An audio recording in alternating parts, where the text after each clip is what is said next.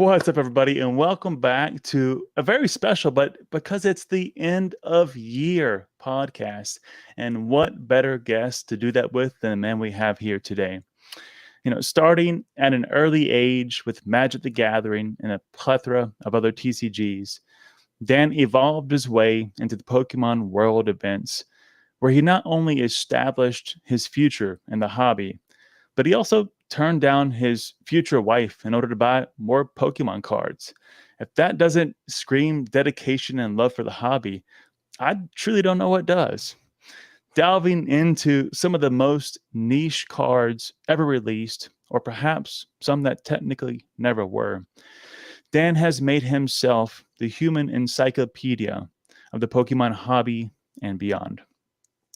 Kindling that love with Dr. Hugh that brought him back into the hobby, establishing what I hope is an adult appropriate relationship with his favorite Pokemon, Espeon, and ultimately educating the masses to what is most important but yet not widely known in the information of the hobby to date.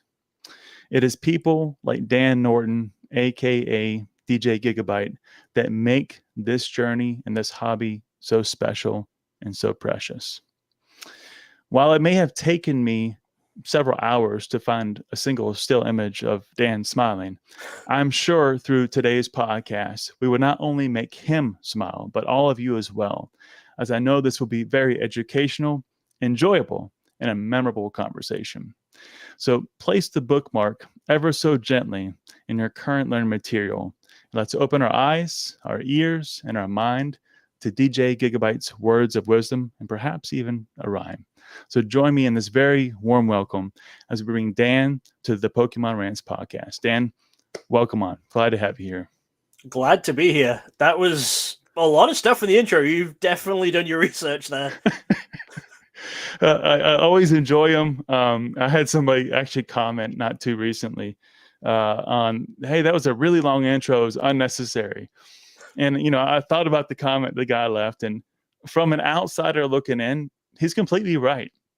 And what some may not know is it's really for the person that's here today. It's the guest. And a lot of the little intricacies and details, really only you or fans of you would know. And so that makes it so much more special. And it's an honor for me to give that to you as an appreciation. And so I'm glad you enjoyed it, Dan. Yeah, definitely did. Only slight so thing. Dan, Vaporeon, not Espeon. Oh, did I get it wrong? Okay. That was the only thing, though. I mean, you got that I got back into cards with Doctor Who. You got that I was a Magic player for a while. You got the story of me not walking my future wife to a subway station because I had to go meet someone and buy cards. That was all right. That was all right in there. I missed the one. It's Vaporeon. Okay, Vaporeon. I'm correcting it right now. I'm gonna see if I can edit the video. I'm gonna start everybody. Let's go back. See you in 2 minutes. I'm kidding. And hopefully it is adult appropriate, but we won't go into that here today. It's a normal and appropriate relationship with what is essentially a dog as a Pokemon. Of people on Reddit. I mean, it's Reddit, Yeah. We won't go down the rabbit hole that quickly. We will not. It's been enough lately. Dan, I do want to know one thing before we dive into the hobby and how you got started. Let me know, how did you choose DJ Gigabyte? I didn't quite catch that in my research. How did the name come about? Oh God, yeah. This is genuinely a story I don't think I've told in 15, 20 years. So please. Okay. The D is for Dan. That's my real name. People at school, because I was like a big dork, unsurprisingly, gave me the somewhat affectionate, somewhat bullying, right on the line nickname of Dan Gigabyte, because computers, whatever. They weren't as fancy back then, yeah. Okay. The J stands for Julian, which is not actually my middle name. What happened is, are you aware of a show called The Mighty Boosh? I am. I've heard of it, but I haven't watched it. Yeah. So it was a British comedy show. Well, it was a comedy pairing that a few seasons of a TV show. They did like live tours and stuff. And the pairing was this one guy who's super goth, which he's Noel Fielding. He's probably more of a bigger name on his own now. So he was a goth guy, and then his friend is like a into jazz and stuff, more of like a dorky guy. And is at school, one of like my best friend, the guy I hung around with most at school, was a full goth guy. And just one time walking through town near his house, and some drunk guy outside the pub shouted at us, "Oh my god, it's the Mighty Boosh." And he jokingly referred to each other as Noel and Julian for a little while, because Noel Fielding and Julian Barrett are the Mighty Boosh. And then eventually it somehow evolved through like the jokes we had of I became Dan Julian Gigabyte. And then just whenever I was signing, it was probably when I was like signing up to Pokegym or something, I set that as the nickname, and then it never left. It just stuck.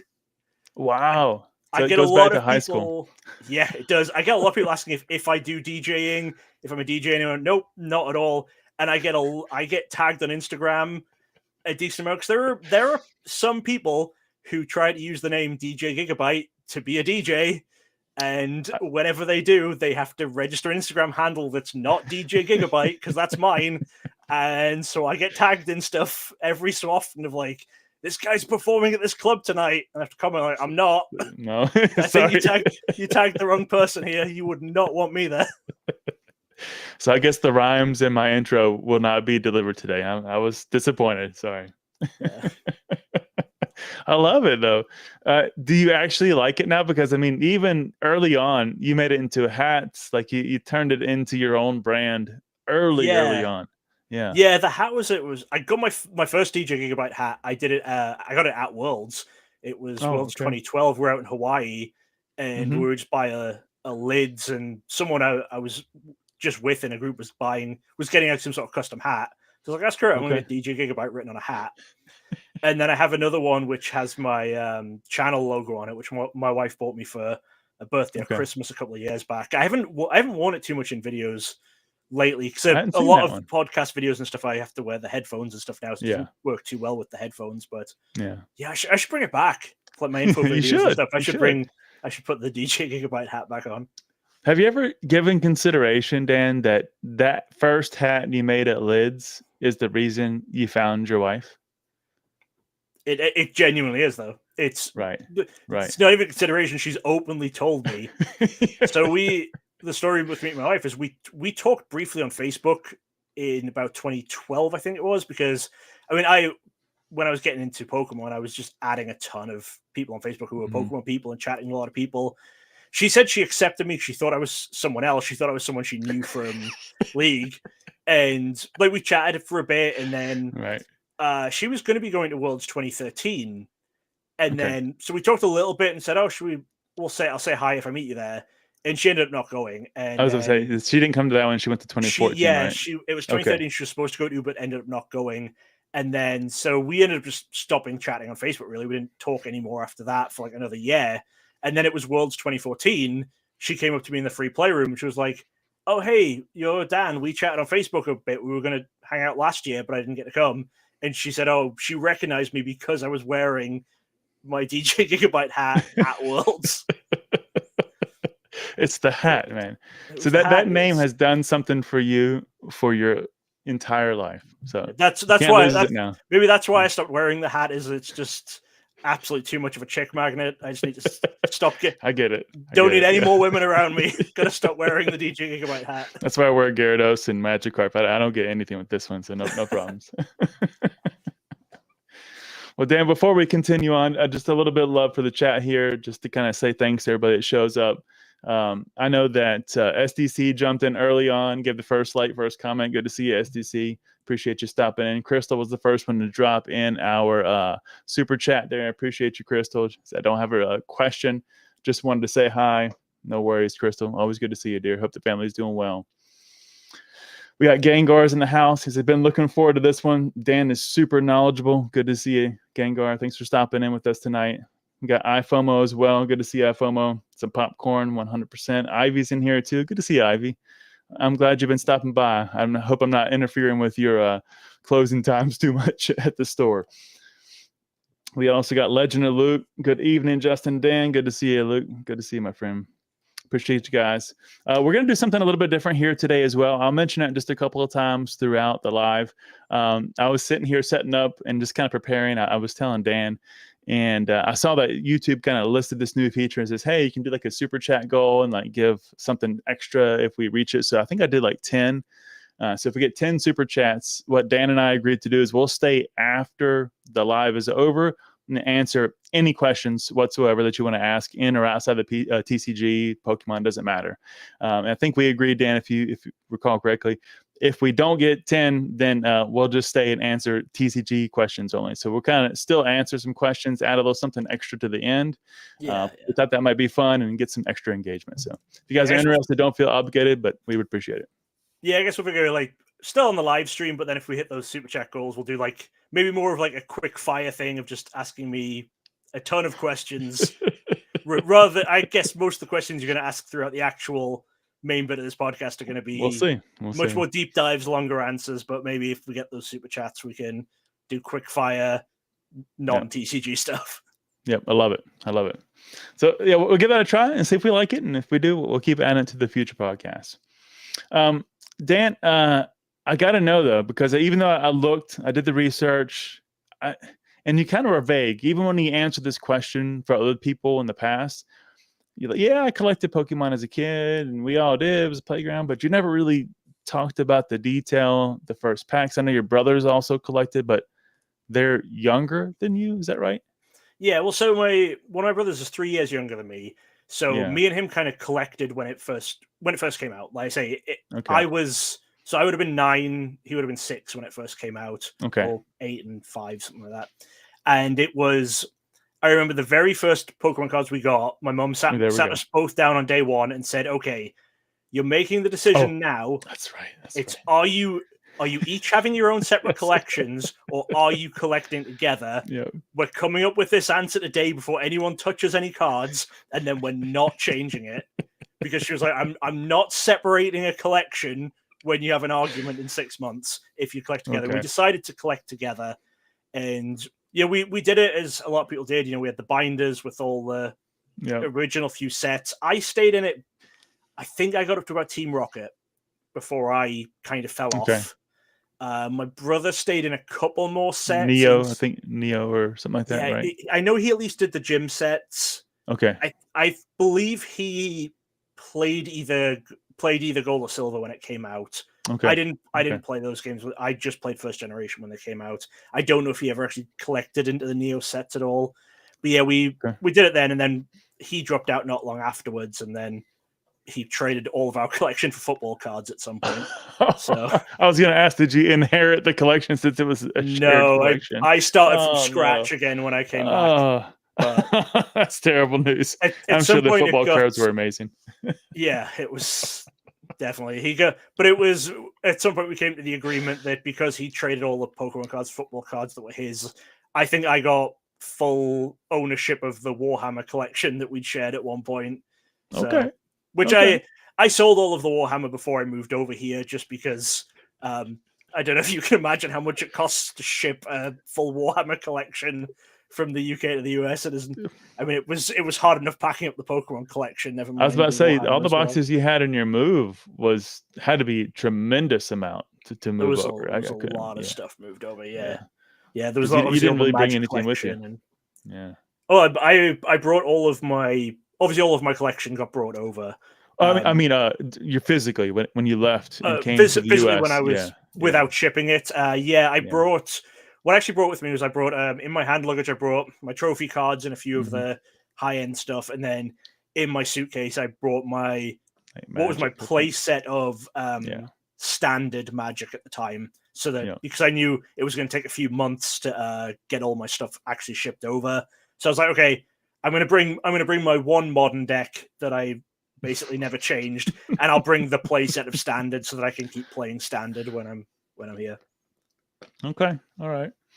So we kind of talk a little bit about you getting in. Now, I do want to hear, because you didn't actually start going to Toys R Us, kind of until you were working after work to pick up a few packs. Yeah. Where was that first experience? Obviously, your parents set you down, but they take you to some store in UK and you bought it. Was it a gas station? Like, where was that first pack experience? Trying to remember. I definitely remember Asda, which is a supermarket in the UK. I think it's owned by Walmart. It's like the UK branding of Walmart, basically. I definitely remember when we were younger, we got packs from there. So that's the earliest memory. I definitely remember my mum she would buy us, like when we were buying base sets, she'd buy us one of each of the 3 artworks. And then we were allowed to open one each, and then she would open the third, so there was no fighting. I definitely remember one day we both pulled trash, and she got the foil Alakazam from her pack. But, it was a shared binder. It's a shared binder collection anyway. But it was just this. She was like, no, there's no fighting. It's not going to be, even though all the cards are yours, she knew there was going to be an argument if one person got to open 2 packs and one person only got to open 1. So that's a good mom right there. She got to have her opening experience.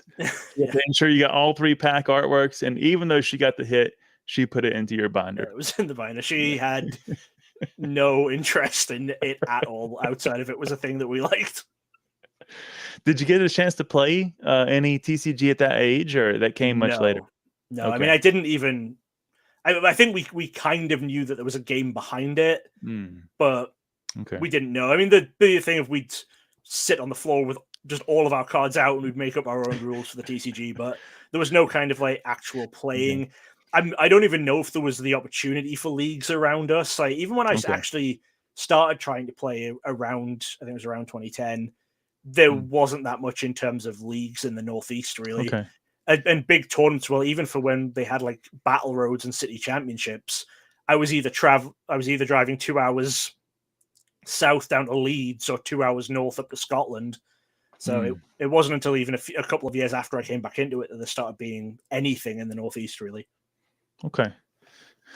Yeah, I mean, it wasn't as prevalent as it is today, for sure. Yeah. And you moved. We're going to jump here, but we will go into more detail later. But you moved to the U.S. in, I thought it was 2008. They got that wrong?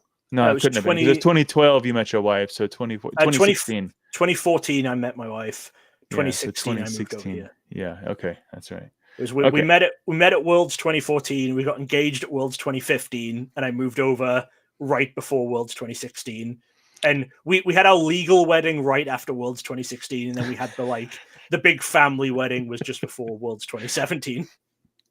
I love how all of your dates hinge around what world event was this. Yeah, David says that as well. It's just like, yeah, you everything you have is planned around what's happening with Worlds, but it's the big trip. We still do the big trip together each year for Worlds, so that's awesome. So it's planned. We're going to talk a lot more about it. Is Laura, right? Is her name? Lo. Okay. How do you spell it? Lore. Oh, okay. Lore. Okay, Laura. Yeah. Okay, well, we'll talk more about Laura in just a little bit because I can't wait to hear about her collection and how you guys work in this world together. But before we do, I also wanted to hear maybe just a little bit about your education and background. What did you go to school for, and what's your educational kind of history? So basically, I just did what you guys would consider high school because I didn't do anything after age 18. Okay. So in the UK, it was at the time you were allowed to leave school at 16 if you wanted to. I stayed on. So you do your GCSEs at 16 in the UK.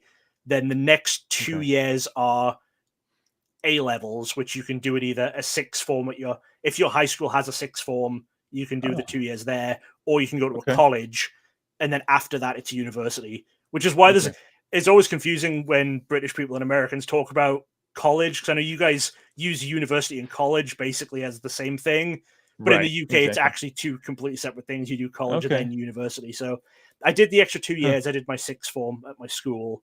I didn't do too great in my A levels because and I think a large part of that was I had my first big bout of medical issues during that time, and even though I didn't miss a ton of school, it was like that happening, I think, just put me off in a really weird way, put me in a bad headspace and stuff. And so I got middling grades, but I never tried to go to university. I just went straight into working after that. In that, does it give you any type of a major? Do you get to focus on a subject area? What does that look like? Because I'm not familiar. So yeah, when you do your A levels, you get to pick basically whatever you want. Like when you do your GCSEs, you have to do the core subjects, and then so your English, math, sciences you have to do a GCSE, and then you get to pick a few. And then at A level, it's all whatever you choose. So I did. What did I even do? I know I did maths and IT. I can't even remember what else I did. But I did maths and IT with two of the ones I did at A level. Okay. It's never been relevant. Well, you know, IT technically we're using it right now, right? To some degree. Yeah, but I mean, there's ones and zeros there somewhere. It was high school level IT, so it was HTML at the time, CSS, right? Yeah. Crystal, going back to our previous comment, you know, Crystal says, "Thank you for saying dog and not calling it a cat." Yeah, referring to Vaporeon when we're talking about Vaporeon. Yeah. Eevee itself always seems like more of a cat, but then all the evolutions seem more like dogs. Yeah. To me, there's definitely a hybrid there. I could even argue that Eevee might feel like a dog a little bit myself. Yeah, Eevee is borderline, I guess. Yeah. But, yeah, all the evolutions definitely feel more like dogs than cats to me. Agreed. Gym Leader Pepe, good to see you. Thanks for stopping in. Thanks for hanging out with us tonight. Crystal said, "I will never forget my tiny comic shop that we would go to and play Pokemon and Yu-Gi-Oh." Yeah, I still have one. I talked to my mom about it, I don't know, 6 months ago. We had one in our local area in Gastonia, where I grew up. Technically, it was in Caddenville, where the shop was. But I grew up in Gastonia and Lowell here in North Carolina.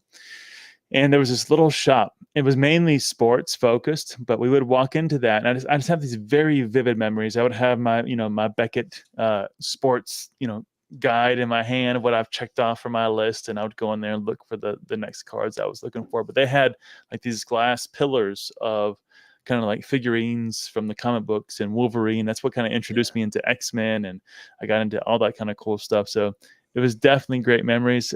I don't know if it still exists. I need to swing by there one day and see, but it's definitely those early shops that we went into as a kid that just really make it, and it goes deep in my heart. I fully agree, Crystal. Yeah. Fox equals dog. I could see Eevee being a fox as well. Yeah. Hello. All right. So we got your background underway. We got your backstory underway. Let's dive into collecting. Now, obviously, we'll start with you first. I know you're a completionist, but to some degree, unfortunately, you've given that up, or at least allowed yourself to be incomplete, I should say, in some ways, just due to cost. I mean, it's outgrown our pockets to some degree. I mean, you have to really. It's one of those things where if I had David's money, I'd be doing what David's doing, but I don't, What does that feel like for you? Because I know myself, I've had to change my collection goals for a very similar reason. Yeah, it feels a bit frustrating. Mm-hmm. Like I always said, it's like if you imagine wishing on the monkey paw, like when you're a kid collecting base set and you're like, oh, I wish that someday I'm going to be able to open 2 full boxes of the set to finish my set. And it's like, oh, monkey paw goes down. Oh, we're in Diamond and Pearl era. Oh, I can open 2 or 3 boxes. Oh, it takes 2 cases to finish a set. I'm like, oh, okay. Oh, I wish I could be opening 2 cases every set. All right, monkey paw goes down. Now I'm opening 3 or 4 cases per set, and it would take 50 to actually finish the set from packs. It's rough. I mean, but that doesn't even include all of the extra and auxiliary products. I mean, at that point, especially when you get into worlds and championships and illustrators, I mean, once you go down that path, it's like it is. I mean, obviously, for people who don't know, I work alongside David Persson a lot, who was on podcast like what was 2 weeks ago? Last episode, was it? Yeah. 2 weeks ago. Yeah. 2 weeks ago. Yeah. So basically, I try to help David stay as complete as possible. And the thing I've always said is when I started doing stuff with David, we had one stressful week a year, and that was Worlds Week. It was 51 weeks of the year. There was no stress in being able to buy every English card. It was simple. And then it was Worlds Week. It was like, okay, well, we've got this one weekend. There's 3 or 4 trophy cards. We need to speak to the right people, get it. And if we did, great, we're done. But now we have Worlds Weekend. There's 2 ICs every year. At one point, there was 4 ICs gave out English cards. But we have a couple of ICs every year that have a champion stamped card. So there's 6 copies of that out there. So we have to speak to one of 6 people on those 2 weekends. And then there's the Asia tournament series now that give out English language cards. So I'm speaking to people in Malaysia and Singapore and the Philippines every week. And then what else? I mean, there's professor promos. It feels like there's always something new that's hard to chase. And I've talked about this a lot with people in different collecting things. It seems like collecting as a whole now, across everything, not just Pokemon, like all collectibles that are being made, no company has the idea that someone is going to collect everything that they make. It used to be that way, like with Pokemon. Right. With Pokemon, I guess, obviously, other than the Worlds promos, the idea was if you wanted to collect everything, you could. It was Worlds promos and trophies were a little bit of a different story, and then, with Magic, the sets were pretty big. There was lots of different sets, but you could still do it if you wanted to. But now, I mean, Magic is very open about it. They say when they're talking about secret layers or different things that they're doing, they always say, "Oh, just say this part of Magic isn't for you." They're trying to make something so that everyone wants something from Magic, even if it means that no one likes everything. Right. And, right. That seems to be the kind of thing across all collecting, is they're not assuming that anyone is being a completionist for any collection of anything nowadays. I mean, if you look at, when you've got kids, you must know, if you go to a toy aisle in Walmart or something now, everything's blind boxed, right? Like, it's so hard to just go and, but you can't just go and buy a toy. You have to buy a randomized thing. And that's it. It's like, there's this new toy out. Oh, how do I get it? Well, you buy this, and there's 1 in 100 shot of which toy you get, and there's the super rares and the ultra rares. And it's like the companies, they know no kid's going to get 100 of these to get all 100, but they want everyone to get some of them. And the only reason David is still able to do what he's doing is because he started so early. He was essentially caught up when stuff went crazy over the last couple of years with collectibles. Right before pandemic, he was caught up, right? Yeah. And we've done all the spreadsheets and stuff now, and there's a few smaller, more niche cards he's missing from all the years, which I still need to track down for him. But the fact that up to 2019, there was nothing major he was missing. That's the only way he's even been able to keep in with this now, because no one's starting today. Like, even if you started today or let's say January 1st, you start collecting Pokemon, you say, I want to collect every Pokemon card released from now on. I want to collect everything released in 2025. It's still so hard to do. Like, again, during Worlds and ICUs, I mean, that's the time it gets very difficult. Yeah. But like we said as well, just sets are so much bigger as well. Like, I remember when I first started collecting, it was a little while after we collected, about a year or two in, Rising Rivals came out, and the big card was Luxray Level X. And I know there was huge talk around that because it was a super playable card and basically like a deck.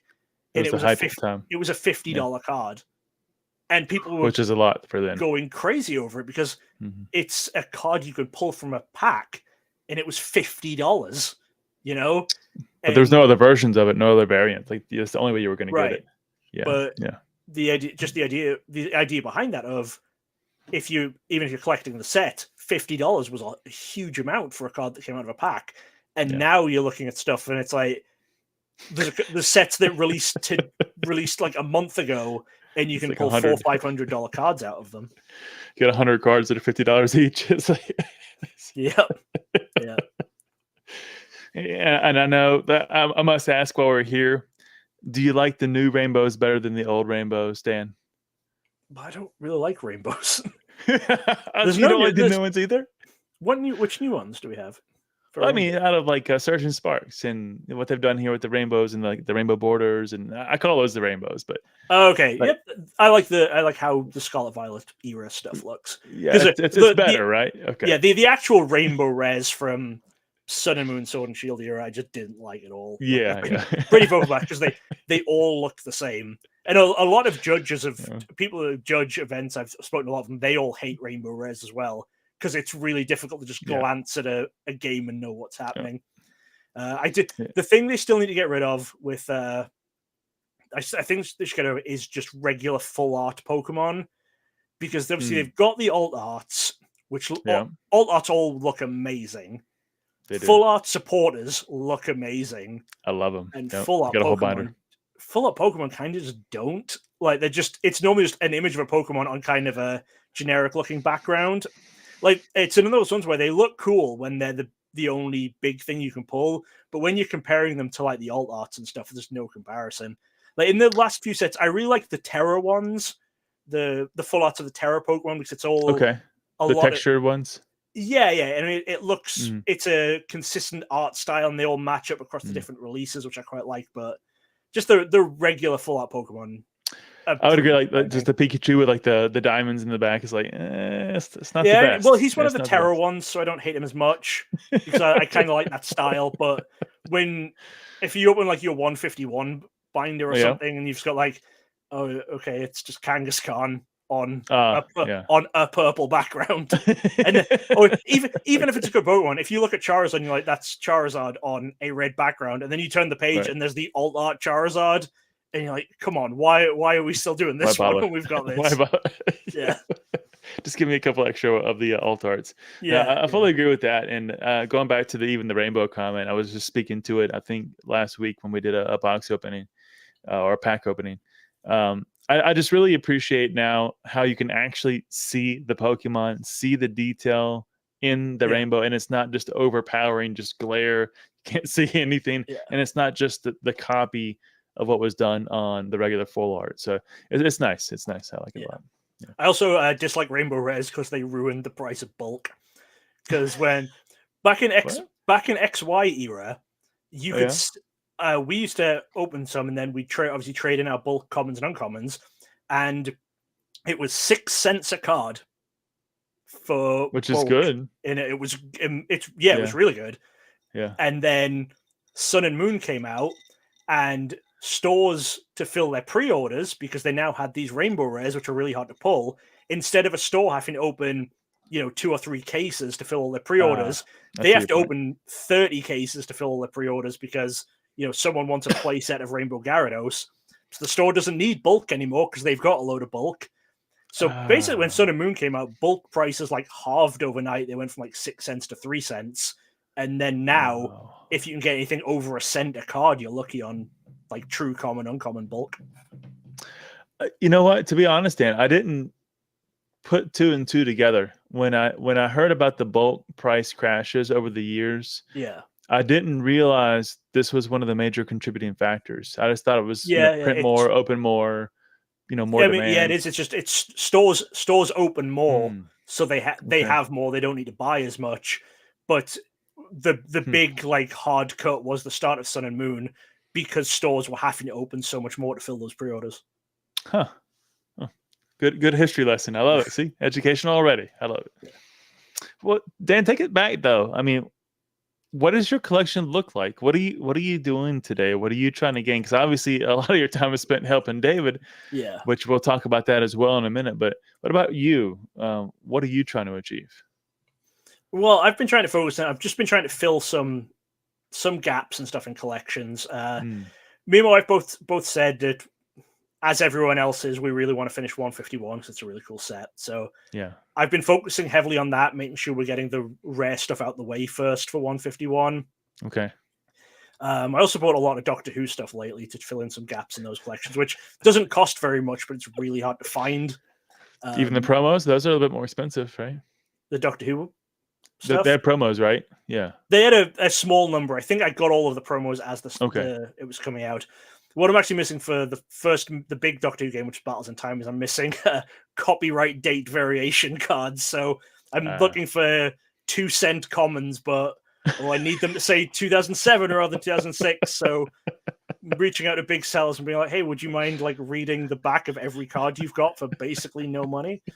It's like, no, thanks. Yeah. So I've luckily had a few who've agreed to do that for me, and I bought a bunch of those. But yeah, it's a lot of just trying to keep up to date with a lot of new stuff too. And I have a ton of stuff just around that needs organized, because I've done basically no organization for about a month now, because some of my family came over from England for Thanksgiving. So the 2 or 3 weeks leading up to that, it was like, okay, we actually need to tidy the house now.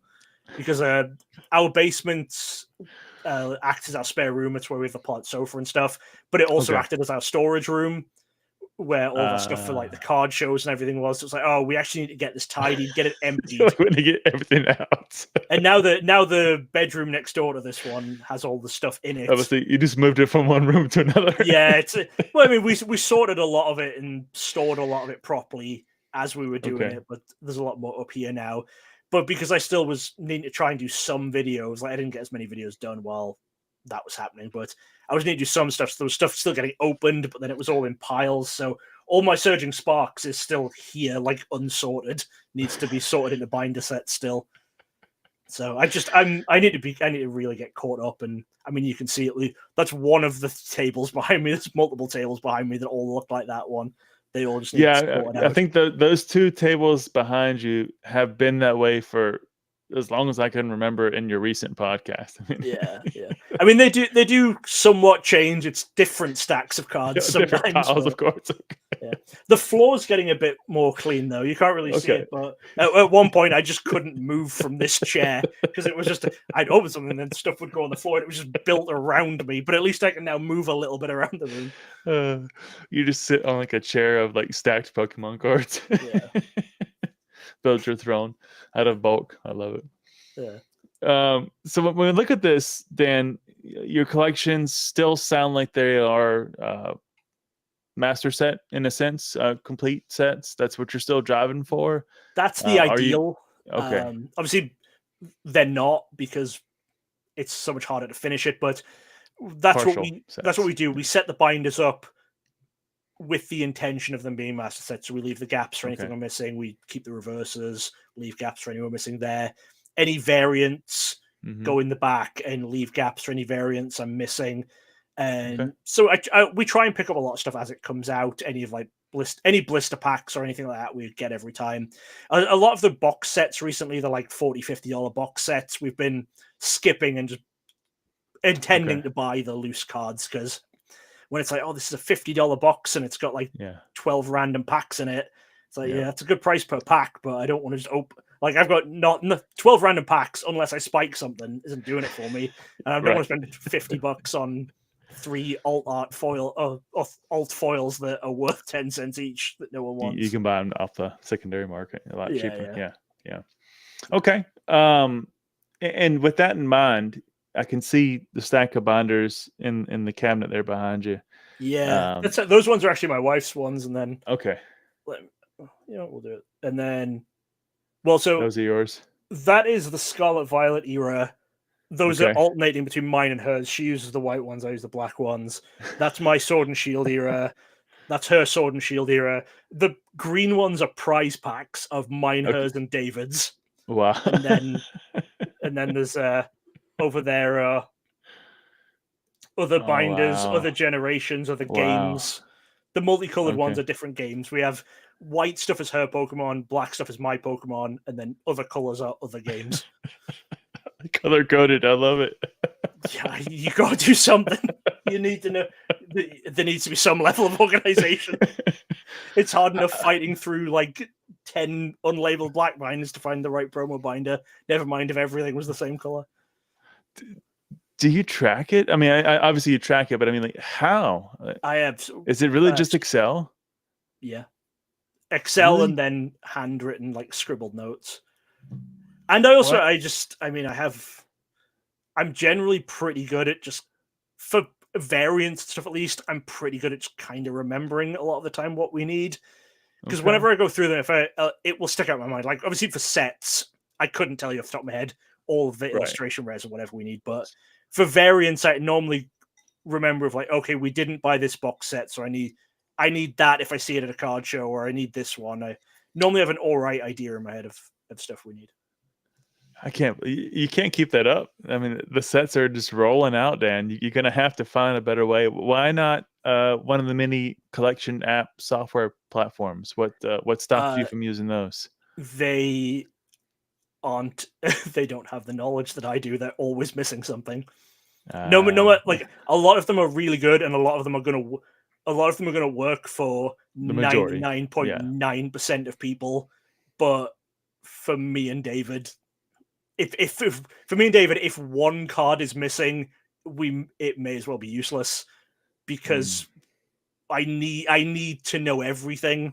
Like I need to know what I'm missing, and let's say if I go and if I see a blister pack online that I haven't seen in stores and I can't order it anywhere, I need to be able to add it to my spreadsheet now.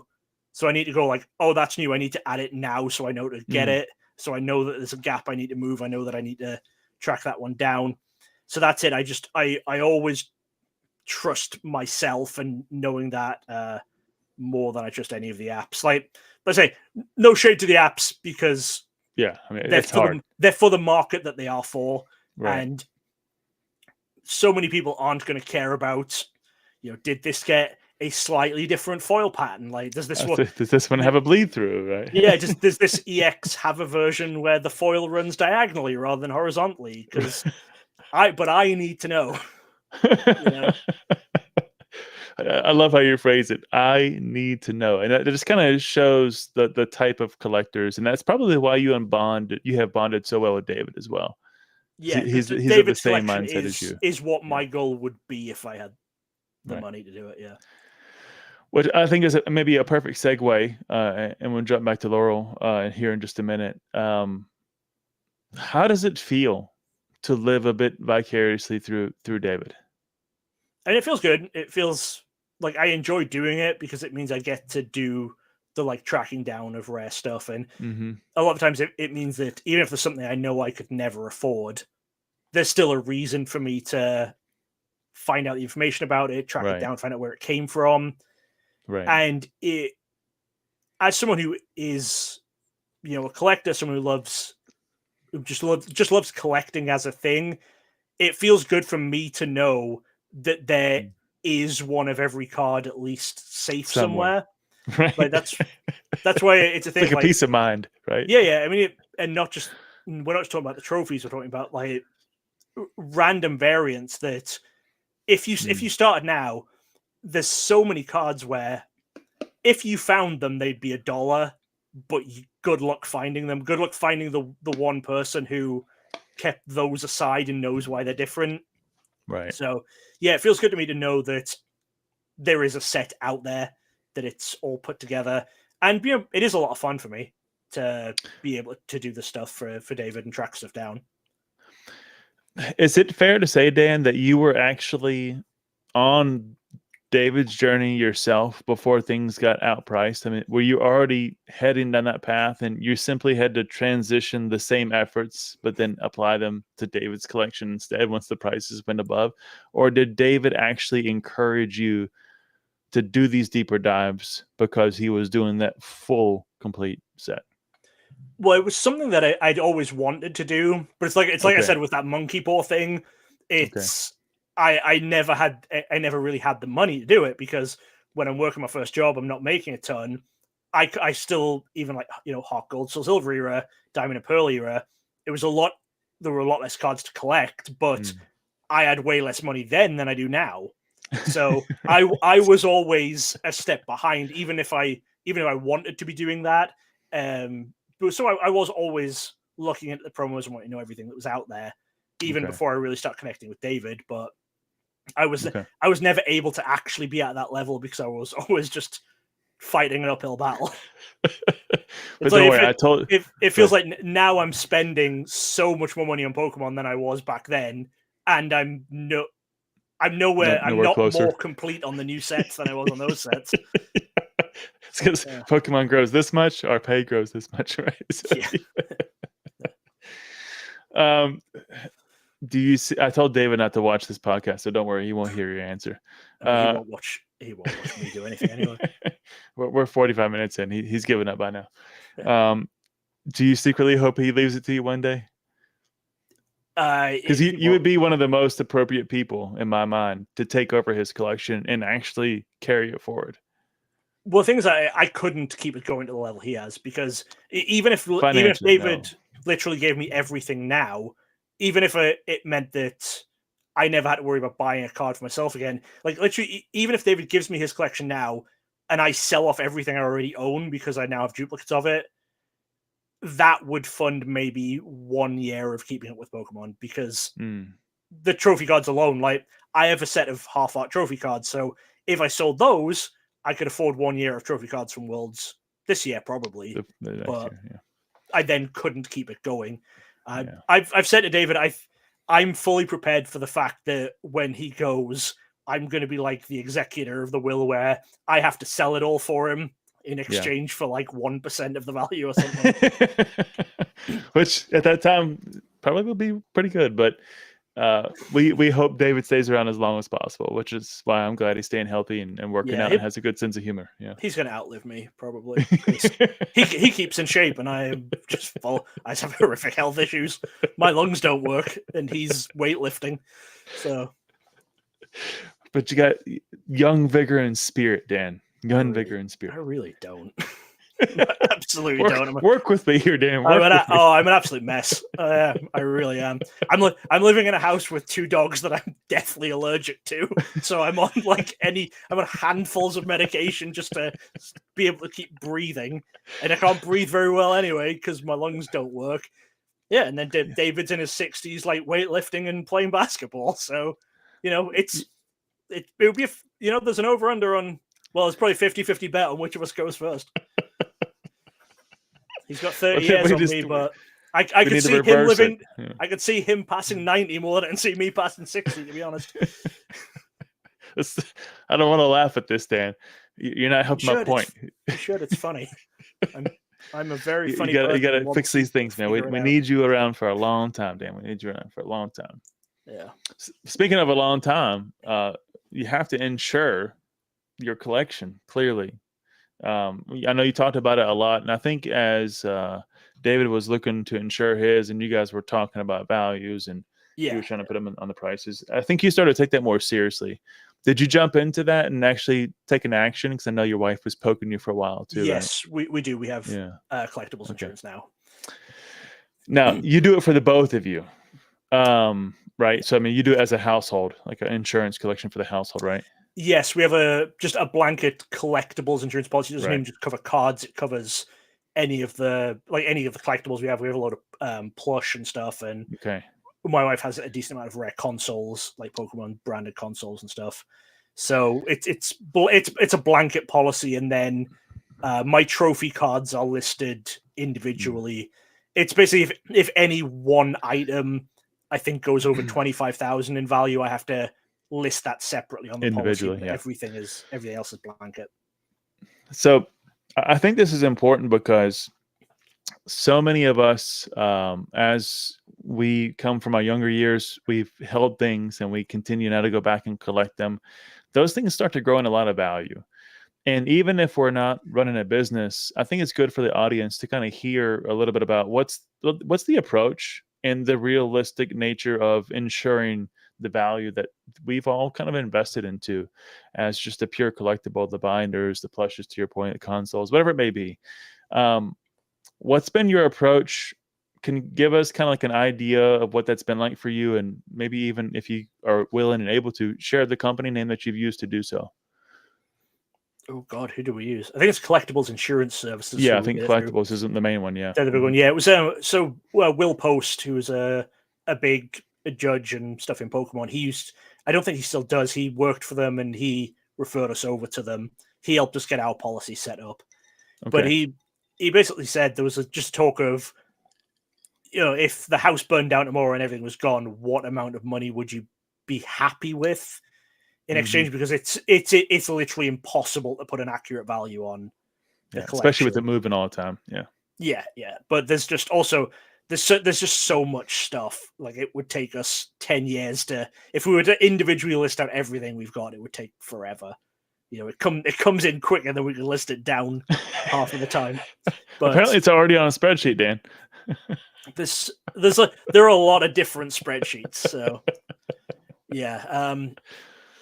so that's the approach we took. And then we did, obviously I had to get roughly accurate values for the trophy cards. So I looked at just recent sales on half arts and just kind of had to ballpark it a little bit. I think there was, we maybe had to, when we set the policy up, there'd been a number 2 sold fairly recently. So we just ballparked up and down from there because Okay. You can't wait for them to sell. Because the year you have was what? 2012? For the years I have for my trophies, I have Yeah. my first place is 07, second is 9, third is 11, and fourth is 13. Oh, okay. I was off. I don't have a matching year because it would be ridiculous trying to hold out for a matching year. It wouldn't happen. Okay. Yeah. Right. So, then we, even outside of those, we looked like the higher end stuff that was still below the 25,000 threshold, made a list of that, got to a number for those, and then worked up from there. So you can do it like in anything below that. You can do it in a bunch. Like, okay, this stuff is roughly worth this mass amount of binders and X amount of the sum of the pieces, essentially. For us, that's what we did. For the actual policy, it's literally just the 4 trophies are worth this individually, and then the rest is this. Okay. So there's nothing else listed or individually listed out on the policy.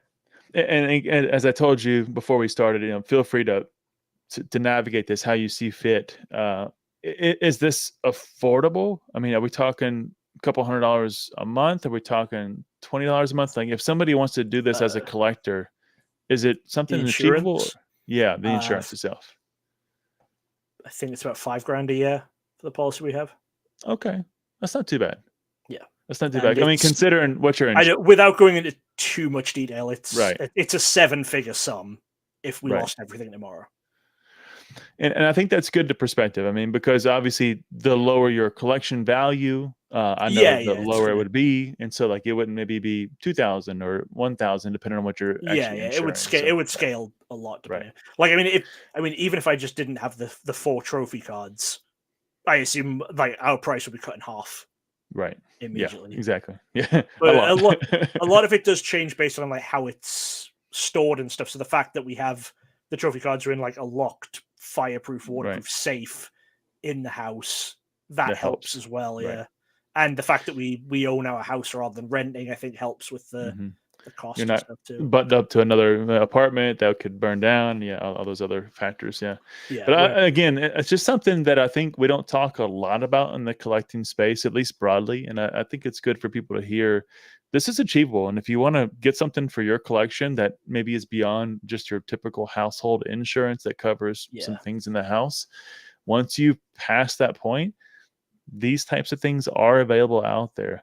I actually had looked at collectibles insurance as well myself. I had spoken to Rusty about it from a business perspective.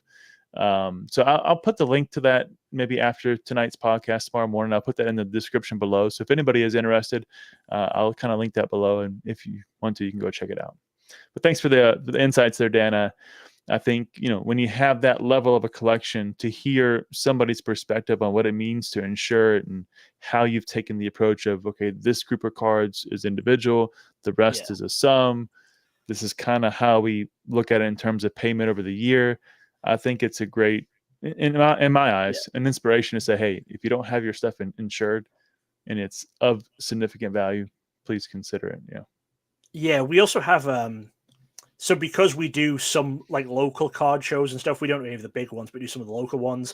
The policy has, I think we're covered up to 60,000 for cards being taken out of the house. So cards that would normally be in the house, but if I have to take them out for a show or anything that I'm shipping to someone, the collectibles insurance policy covers that up to I think it's 60,000 or something. So I don't have to worry as much about you getting insurance when shipping cards. I mean, I normally still will if it's just a few dollars from like the post office or whatever, because it's I don't want to make, if something went missing, I'd rather make a claim against the post office one than put a claim against my big insurance policy. So of which then the premiums would go up. Fully agree. And when I spoke to Rusty and Charlie and a few others about it, it's much the same from the business perspective. It's on your overall inventory from a business point of view. So it's the same concept. It's just, what do you have in inventory in that given year? And of course, they offer some percentage of coverages of that inventory. That's the same. Right. Yeah. Very good. Very good. Crystal. Yeah. It's something different. Again, if your household insurance covers these things, and check with your insurance company, whoever you use, if that is, back to Dan's point, is a number you're comfortable with, if you lost everything, God forbid, then okay, like you're okay. But if you start to exceed that and your collectibles, outweighs other things in the house, and if you lost it, it would be a big loss. That's when you might want to just at least know the number, get your quote, know what it is. Yeah, most home insurances will have like a blanket X amount of money for collectibles, but it's normally not very high. Right, exactly.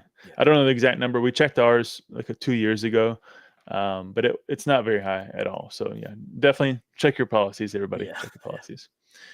All right, so one of the things I want to maybe dive back into is how you and Laurel look at your collections. And now, when you met her, if I'm not mistaken, she was a very avid Pokemon franchise collector. Yeah. Much less so. So she had a massive collection before you even met her. And now you've merged those worlds together. What's it like collecting with your partner?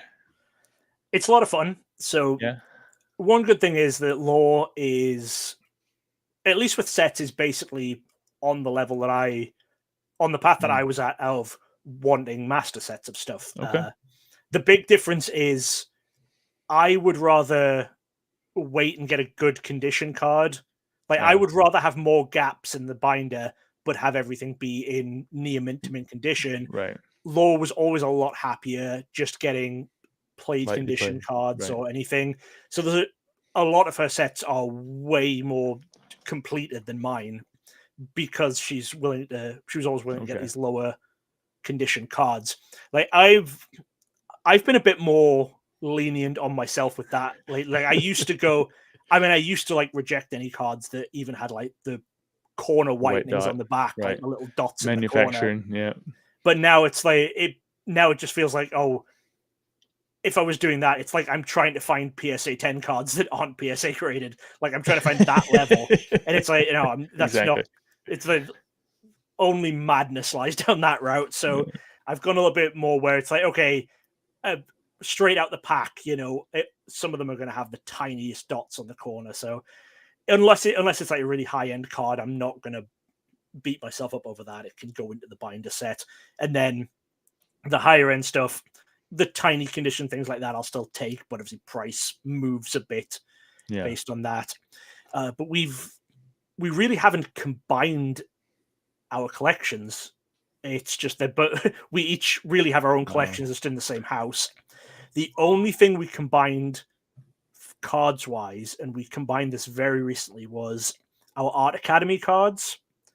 So the Art Academies it was the competition they ran on the DS where outside of Japan, there were 12 winners and each winner got 100 copies of their card. And we both were collecting a set of that, and we both had the same 8 out of 12. And obviously the prices, again, went up crazy lately. And the few that we don't have are the ones where, like, 3 of them are ones where winners never made themselves publicly known. So the only copies out there are these few extra copies that came out from, we believe, a previous TBCI employee. Is where they think they came from. And we were just talking about it and got to the point where, based on the price of the cards, we were like, okay, it's probably still feasible for one day for us to finish a set, but it would be stupid to think we'd ever finish 2 sets. Because if we're looking at this, like, we've got 8 out of the 12, and it's the ones we're missing, I think they're between 5 and 10,000 a piece. So it's like, okay, over a few years, if we decide to do it, if we saved up 20 to 40,000, selling off some duplicates elsewhere, it's something we could potentially do, but it would be much more difficult and just stupid to do it twice. To spend like 40 to 80 grand on finishing 2 sets of these. So we finally said, like, okay, we're gonna sell off one of the sets. And it happened we talked about it for a little while, and we've been a bit hesitant, and then middle of this year, one of our dogs needed some surgery and stuff, so we had a few more medical bills there. So we were like, okay, we'll do this. This is the one thing. It's not like they're in binders, so it's not like, oh, they have to come out of my binder. They're all top loaded in the safe and stuff anyway. So that's the only real card collection thing we've combined. Some recent card collection stuff outside of Pokemon we've said is a shared collection, like the Lord of the Rings TCG that I've been pretty heavily getting into the last couple of years. I mean, Law likes Tolkien more than I do. Like, Laura's super into Tolkien. I think we're probably about even on how much we both really love Lord of the Rings, but Tolkien as a whole, lore is crazy in Tolkien. So we've said we declared that a shared collection. Shared. Okay. It, yeah. But she actually sorts her cards differently, which is why you didn't want to actually do your main sets that way, right? Yes. So yeah, when Laura does a binder, she goes like card number 1, regular version, reverse version. Card number 2, regular, reverse. Then with her other sets that are now complete, she does, if there's any like variations, like the master set variations, those go in after the same number as well. Whereas I hate that. I do my regular set, card 1 to final card, then my reverse set, card 1 to final card, and then the variations in number order. And in recent years, it means I've had to use 2 binders because because they're so big, you can't fit both a regular and a reverse into one binder. Right. But I've always done it that way, and I find whenever we're building sets, not to throw too much shade over my wife, Laura, but seems hers always has to be rearranged because she messes up the numbering somewhere, whereas I don't, because I always know if I get to the end of a page and it's not a multiple of 9, I know I've done something wrong on that page and I can fix it immediately. The downside to mine is it means I want 2 copies of every like regular EX. Not the illustrations or the full art, any of the special stuff, but the ones that are like in the middle of the set. Because otherwise my reverse set would just have gaps where there's a card where it just doesn't come in reverse. Okay. So I normally I keep an extra one in the reverse set. So my reverse sets will have a second copy of every regular EX in. But I mean, the regular EXs, they're what, $3 at most normally. So right. Yeah, that's not a big take there. That's okay. And Crystal says, yeah, I agree with Laurel. Eventually would upgrade, but I'd like to see the full page, which kind of goes to the point you were just making as well. Yeah. Double up on the X's there. Ryan says, Art Academy, you say. Interesting. Yeah. Good stuff. Yeah, we did a lot of chasing those when the competition first happened. We spoke to a lot of the winners directly, and I think the 8 ones that we all got direct from winners. We all spoke to the original winners of them, yeah. And you said they get 100 each anyway, so right? So they got 100 copies each. So the 8, there was 9 of the winners actually sold some of their cards. We got 8 of them. There was the German winner who did the Mew. Was the only one who sold but wasn't selling a lot in one go. Like most of the winners said, like they sold 80 or 90 copies. Wow. Basically straight away. Like if they decide to keep a few for themselves, then we're like, oh, we'll sell these. But the guy who did the Mew, basically he auctioned off like one every 2 months. So I remember you mentioned that, yeah. Even when most of the ones we got were $100, $200, but I think even the first Mew that sold went for $1,000, $2,000 maybe, because it was the one copy that sold early. Obviously now they're all way more than that, but his have just always been expensive because he let it be known. He was like, yeah, I'm not selling more than one of these a month or one of these every 2 months. So he knew he was not in it for a short term. He knew it was in it for the long haul. And so he just spaced them out and he got a lot more money early on off them. Yeah. And people like Mew too. So yeah, he's a popular Pokemon. All right. So one last question on Laurel's stuff. Is she just complete collection approach as well? Does she have other types of collection goals outside of yours? Obviously, other than maybe TCGs or other cards that you don't necessarily collect in, but does she do anything differently, or are you both really doing the same thing and essentially double spending? Pretty much doing the same thing, yeah. Okay. It is a lot of just doubling up. Luckily, because Law works a lot of events, we get a lot of our sealed product from events that Law works. So a lot of when we're building the sets, mostly when we're building our binder sets, we're doing it from boxes that Law's been given for judging stuff. So the amount we would get by selling those is way less than you'd actually be paying for boxes if you're trying to get them, probably. So it's a lot cheaper getting it that way. And then obviously a lot of the staff promos and stuff Law gets for events. So it's cheaper. It's a lot cheaper than you would actually think when you think of putting together 2 full collections of stuff. And obviously, if she's judging, that helps a lot. Yeah, yeah, it does. Yeah. Like it's also meant that Worlds the last few years, we've saved a lot just on the trip. Like, we've only had to pay my flight. She's had her flight paid for, and 4 of the nights in the hotel, like at the World's Hotel's all been paid for. Wow. Okay. That's not her full-time job, is it? Does she do something in addition to this? Yeah, no, that's not her full-time job. Judging with Pokemon it's basically a volunteer thing. You have to apply individually for each event that you do. So I don't think there's anyone doing Pokemon judging or anything as their full-time job. There was a few of the because previously they used to have a few different regionals organizers who I think potentially could do it sort of as their full-time job, but it was tied to other stuff like Yeti Gaming. They were regionals organizers. They did a few of them, but they have their store and stuff as the main source of income too. But now it's a company. I can't remember the company's name. It's Game something. Is now TPCI has contracted them to run all of the regionals. So it means she gets paid per event as well as getting product, but you don't get enough, and there aren't enough events for it to be someone's full-time job. Okay. Do you mind sharing what she does for a living? She works in insurance. Oh, insurance. Yeah. Ironic. Yeah. Just talked about it. Yeah, not collectibles insurance though. Sure did. Yeah. I'll refrain from mentioning the company. I don't know if she'd want me to. No, that's fine. Yeah, no worries. Okay, all right. So that really then changes the perspective, and that also explains why she was so probably into the Pokemon franchise and hobby when you first met. She was probably already doing this, right? Yeah, she was. Yeah. Like, she started collecting as a kid, and she never stopped. Like, she was always at some level collecting cards and collecting Pokemon stuff, all the way up until we met. Like, the difference between us is when I'm collecting, I'm a TCG collector. She's a Pokemon collector. Right. Really, it doesn't matter if it's... Right. Since we got together, there's been more of a branching out either ways. Like, she looks at more TCGs now because I'm looking at more TCGs. I've bought myself a lot more plush and stuff lately than I ever did before because she's that influence.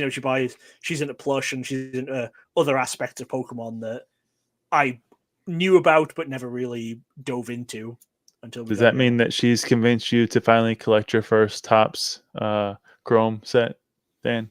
I'm not touching Topps Chrome. She has a binder, I think, of most of like the regular Topps cards. I'll tell you though, Topps Chrome paid for one full Worlds trip for us one year because apparently when she was at a store in Ohio like years ago, like even before I moved over, I think she said about 2011 or something. She was at a store in Ohio, and they had some Topps Chrome packs, and she got 9 packs of Series 1 and 9 packs of Series 2.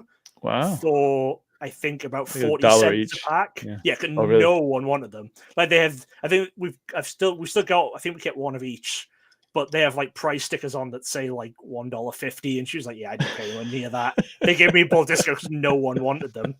And then it was just, It was a few years back. It's probably, I think it was a pre-pandemic one, so it was maybe 2018, 2019. Okay. It just seemed like it was still a much more smaller market, but amongst that market, Topps Chrome stuff was really taken off for a small group of people. And we spoke to someone who was like trying to do I think like a high PSA set of Topps Chrome, and so was interested in the sealed packs and stuff that we had. So we ended up selling them off. I think the Series 2 packs were going for like $700 or something. We sold them for something she paid like $1 for. 40 cents. Yeah. That's great. I love it. Yeah. Good to see you, Classics. Thanks for stopping by, Matt. It's always good to have you in the chat, my friend. Hope all is well with you. I love that, man. All right. So she didn't force you to collect Topps Chrome, but okay. Hey, I was worth a try, right? I mean, I could always ask. Yeah. But going back maybe to tournaments for a second, but transitioning the thought to you, did you not also judge some tournaments yourself, I believe, over the years? No, I very occasionally played in tournaments. Okay. And I think I kind of I shadow judged one small local tournament. I thought I heard you kind of sneak in as a judge or something like that. Yeah. Yeah. There was one Worlds there was a couple of Worlds where I did walk-on staff back when they used to have that. Okay. I think maybe Worlds 2010, maybe I think I did walk on where I just helped out for a couple of hours. And then what Worlds was it was whichever Worlds was, I think, the first year that they did the ticketed one. I wasn't able to get a ticket because it was the first time they did it. They didn't actually sell tickets. It was each individual morning you had to go and just line up outside, and they just went down and handed the badges out. Wow. But I think it was that year we worked it in where if you were on staff at all, you got a weekend badge. So I think she managed to get me in where I worked, I think a few hours on the Friday or something. And I'm not even sure I got a staff promo for that. I don't know if I got anything other than here's your guaranteed badge for the weekend. You don't have to queue up every morning for 2 hours. Right. You're welcome. Yeah. Okay. So I wasn't sure if you actually got to judge any events. Is that something you're just not interested in? Yeah, it's really not for me, I don't think. Okay. Like even in like with Magic and stuff, like I very rarely play Pokemon. Like I play Pokemon a bit. When I was playing card games, I was playing Magic a lot. Like probably 8-9 years or something. I would say it's almost a decade. I thought Magic, but even then, I had no interest in ever judging it. Okay, it was just not for me.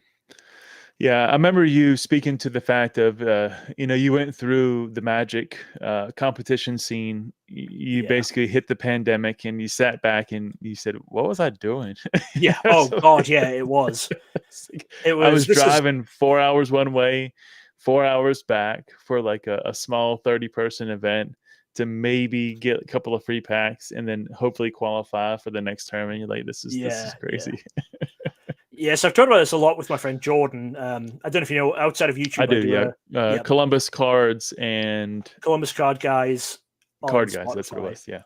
Columbus Card Guys on Spotify is a podcast I do with my friend Jordan, and we talk more generic about TCGs. Yeah. We don't touch on Pokemon too much on there because I do my videos and Jordan isn't as into Pokemon. But he was someone who, after I moved to Ohio, I started traveling and stuff with. So I traveled a lot in the UK as well. Okay. And it's one of the things where the tournament scenes are set up where it incentivizes you to never miss an event, like the way Magic was, because you have all of these local tournaments. If you win one of them, you qualify for the regional tournament. Top placing at the regional tournament gets you onto the Pro Tour. So it incentivizes you to always say, until I win my one for the season, I can't miss one. Because if I don't qualify for the regional this season, I'll always be wondering what if I'd gone to that one that I missed. That could have been the one that got me there. Yeah. Exactly. Yeah. And we did a lot of Grand Prix and stuff too, which are the bigger ones, which are the bigger cash prize ones. And we did a few of the Star City ones, which is its own independent tournament scene. But yeah, it very much just was. Once the pandemic happened and we had to stop, just thinking about going back to it is just it sounds awful. Like we've told the story with me and Jordan. There was a few of us, we drove out to like Richmond or something. There was like five of us all packed into Jordan's car. Like, he has a decent sized car, but it's 5 of us packed in there. And then it was, you drive out, you're in a dingy hotel, you're all packed in one hotel room for a night. You play 2 days of cards, you don't feel great, and then you'll have a 8-hour drive back on Sunday night. There's stuff like that for the Star Cities. There was one year I drove to Indianapolis on New Year's Eve to play a PPDQ, and I did win that one, so I qualified for the regionals from that one. So if I'd skipped it, was that the one? But I just remember it because I was driving back, and then because obviously time difference to England, my mom called me and said Happy New Year. I was like, thanks, I'm like a state away from home because I'm driving back from this event on my own. It's a 3-hour drive each way alone. Terrible.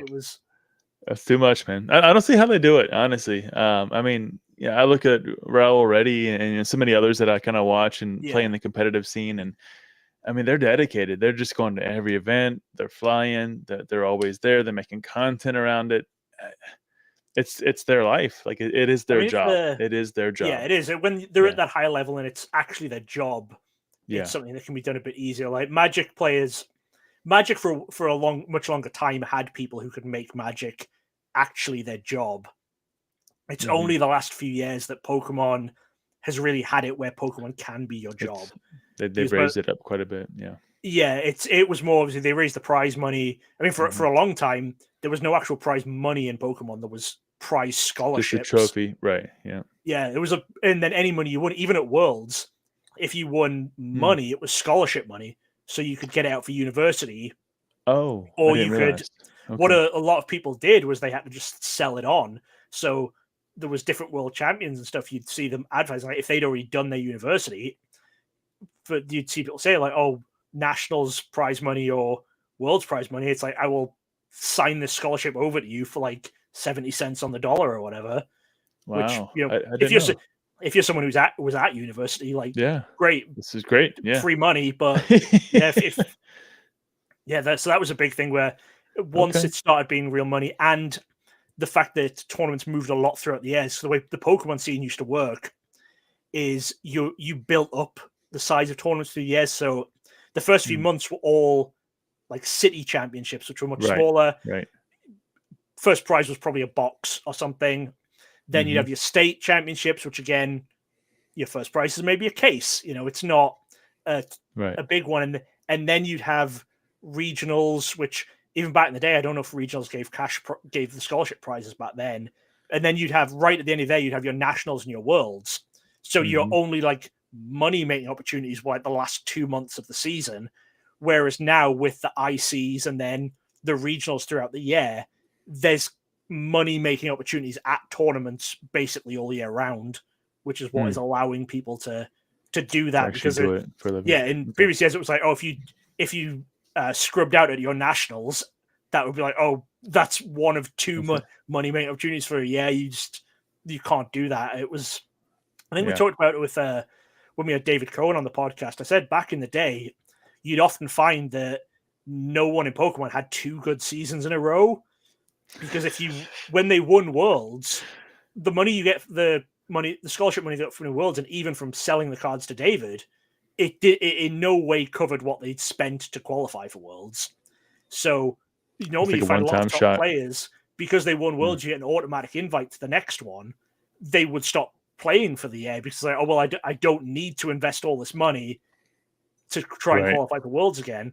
So you'd normally see them have an off season the next year, and then the year after they might do well again because they have to then spend the year playing and practicing to qualify again. But now you're seeing players being consistently good because there's motive and incentive to keep playing year round, even if you've already got your Worlds invite. Like a couple of years ago, I think, whoever won Worlds the last couple of years, if it was the way it used to work, they just wouldn't play for a year. But now it's like, oh, it's not like, oh, I'm not going to go to regionals. You can go to regionals. You know, you can still. It's what, 5 or 10 grand for winning regionals. You're still going to go, and that has you practicing, that has you playing, and that's what you need to have a good season. I didn't quite realize the intricacies, especially around the prizes and how they handled the scholarship money. I thought it was just lower dollar amounts over the years, and originally it was none. I didn't realize when they first started offering it, it was actually scholarship. That's very interesting. And then for a long time as well, I think it was only about maybe 2016, 2017 that it actually started being cash for the Masters division. Wow. I think juniors, seniors, even to this day, is scholarship money. I think so. I'm not 100% sure on that, but it was still relatively recently that Masters even started getting cash. Well, you can see that I never made it anywhere when I played. So I didn't either. I just knew it benefited David a decent amount in the past too, because I mean that's part of the reason that prices have gone up on trophy cards and stuff as well. Isn't just the increased interest or the increased interest in collectibles as a whole. It's that back in the day, if you won Worlds and it was like, okay, you've now got $5,000 scholarship money, and Dave Person's there offering you $7 grand cash for those cards, they're gonna bite his hand off. Like back in the day, you'd have a lot of, like, David would sometimes have the pick of who he was buying from, because there'd be multiple people would be coming to him saying, "Hey, I want some cash. Can you buy these cards for me?" Whereas now, it's a lot more of like, oh well, they don't actually need the money, because if you win Worlds, you get I mean, is it like $100,000 or something maybe for Worlds now? It's a lot First of money place, for yeah. it's a lot of money for winning Worlds. So it's like they don't need to sell the card. They don't need the money from selling the card. You know, a lot of them still will, but they can hold out for more, or they can hang on to it for longer. They don't need to worry. So it was easier for David back in the day, partially because of that as well. That's another big reason, was the scholarship thing. Well, a bit of a tangent, but also on the same thought process. What are your thoughts now as they've expanded how they issue out the quantity of cards in Worlds, and what that might do to prices and desirability or collectability over time? Because now they've added a couple of new categories of which they also give out the cards to, which kind of almost doubled them in a sense. Not close, but no, it this year fully doubled them from last year. It fully doubled. Okay. Yeah. What are your thoughts on what that does to that market of desirability around Worlds cards? I mean, I don't think it matters because you know, for people who don't know, the first few years of Worlds, it was 3 copies because it was just TCG, 3 age divisions. Then 2013 they added VGC, so there were 6 copies. Right.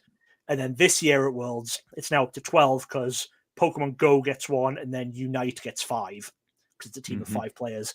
But there are more than 12 people in the world who want a number 1 trainer and would pay that amount of money for it. Right. China was a big player this year in terms of getting those cards. There was no one from China on site, but they had their middlemen there. And especially, I think a lot of Asian teams heavily represented, especially in Unite. Asia heavily represented this year, and a lot of those cards were purchased by Chinese whales early on. Well, I know we had, and I may be wrong with this, so forgive me if I'm missing the detail, but I think we also had a Chinese finalist in Worlds this year, if I'm not mistaken, in the top 5, if I remember correctly. But yeah, I was watching. I'm trying to remember which age division it would have been, but yeah, it was Masters, I think. Yeah, Masters. Yeah. Yeah, I remember it was the winner was from, was it Chile? Yeah, the winner was Chile through the disqualification process. But yeah. We won't get into that. Poor Jesse. But yeah, I think there was somebody, and there. Anyways, I won't get into the details and bore everybody here. But yeah, it definitely seems to be a bit more broad in the interest. So you think that will absorb the extra number of cards that are being issued, and it won't be an issue? Yeah, like the last couple of years, China's got pretty heavily into TCGs as a whole, especially because Pokemon prints in Chinese now. And so a few years back, I think it started with London, the like sealed pack of cards you get for qualifying for Worlds that is now the Paradise Resort was Champions Festival. I think it was London where they added Chinese as a language to that pack. So I think it was London. They added, I think, Korean, Chinese, and Thai. I think were the 3 languages that Korean was already in it. There were 3 languages added in London anyway. It was Chinese, Thai, and maybe Indonesian. But that really piqued Chinese interest in the cards. And there are a lot of people in China with a lot of money, let me tell you. They love Pokemon and they love My Little Pony. For TCGs. That's what China loves. China is going crazy for those 2 TCGs. I didn't realize My Little Pony was in the running. No pun intended. It was nothing for a long time. Like, I've opened a decent amount of it because I know you liked it. Yeah, it was a cool, fun little game. I never would have paid a decent amount of money for it, but I was buying it and I was opening it on the channel because it was fun, and booster boxes were $8. Yeah, it was super cheap. It was like, it was like I ordered from like Hills Gaming, like their Black Friday. I was like 20 boxes at a time or something because it was a little bit. And I have some boxes up there now because I never got through opening them all because I was doing one video every few months because I didn't want to flood the channel with it. But it's now I've got boxes up there where I know I paid $8 for the box and some dude in China will give me $600 for it. Like, I have so much up there, and because I've made videos on the channel before and because I've posted pictures of some like rarer promos that I've bought from My Little Pony over the years, I get messages all the time from people in China just trying to buy the collection. Yeah, that's crazy. I'm at the point where I'm potentially thinking of selling it because of those price increases. It's like, obviously the prices are nowhere near Pokemon. Like, it doesn't touch it, but I don't want to put the money into that game that I'm putting into other games. I was enjoying that game where the most expensive card in the game as a whole was $100. Like I was okay at that level with that game, but now when it's any random promo or an ultra rare set's going to set you back $100, it's like, yeah, I'm not going to finish the game, so I'm potentially thinking of selling up, but I'm not in any rush about it. I have to do spreadsheets and figure out what I've got first. Hopefully, it's not for the next vet bill. I hope it's just for a leisure activity or the next world event. Paying off the mortgage, or that. Like that. Speaking of worlds, you've been attending for a long time. Yeah. And I'm curious, somebody who's never attended, there's many people that will watch this and have just not had the opportunity. What has it been like for you, especially as you see the transition over the years? How has the world events really changed, or has it changed? Maybe it's the same. And you say, you know what, Justin, it's actually no different. You just got to travel wherever it is and pay a little bit more money than you used to, but otherwise it's the same. But do you see worlds changing over the years, and maybe share some of your experiences there? It's just so much bigger. Like there's so much more to do there. Like the first few worlds that I was going to, first worlds I went, it was 2010. So the first few worlds I was going to, it was all that was really to do as a non-player was just watch the games. That's all I was really doing. Was I'd watch people playing. They also had a last chance qualifier, so I played in those a couple of years. Where it was just like the day before Worlds, it was one big tournament, and like the top 4 got into Worlds. So I played in those a couple of years, but there wasn't like extra organized stuff for non-players. There was the store, which was nowhere near what it is now. It was just a store selling some Worlds merch, but they didn't ever have very much. So you'd have to queue up like the night before if you actually wanted to buy anything.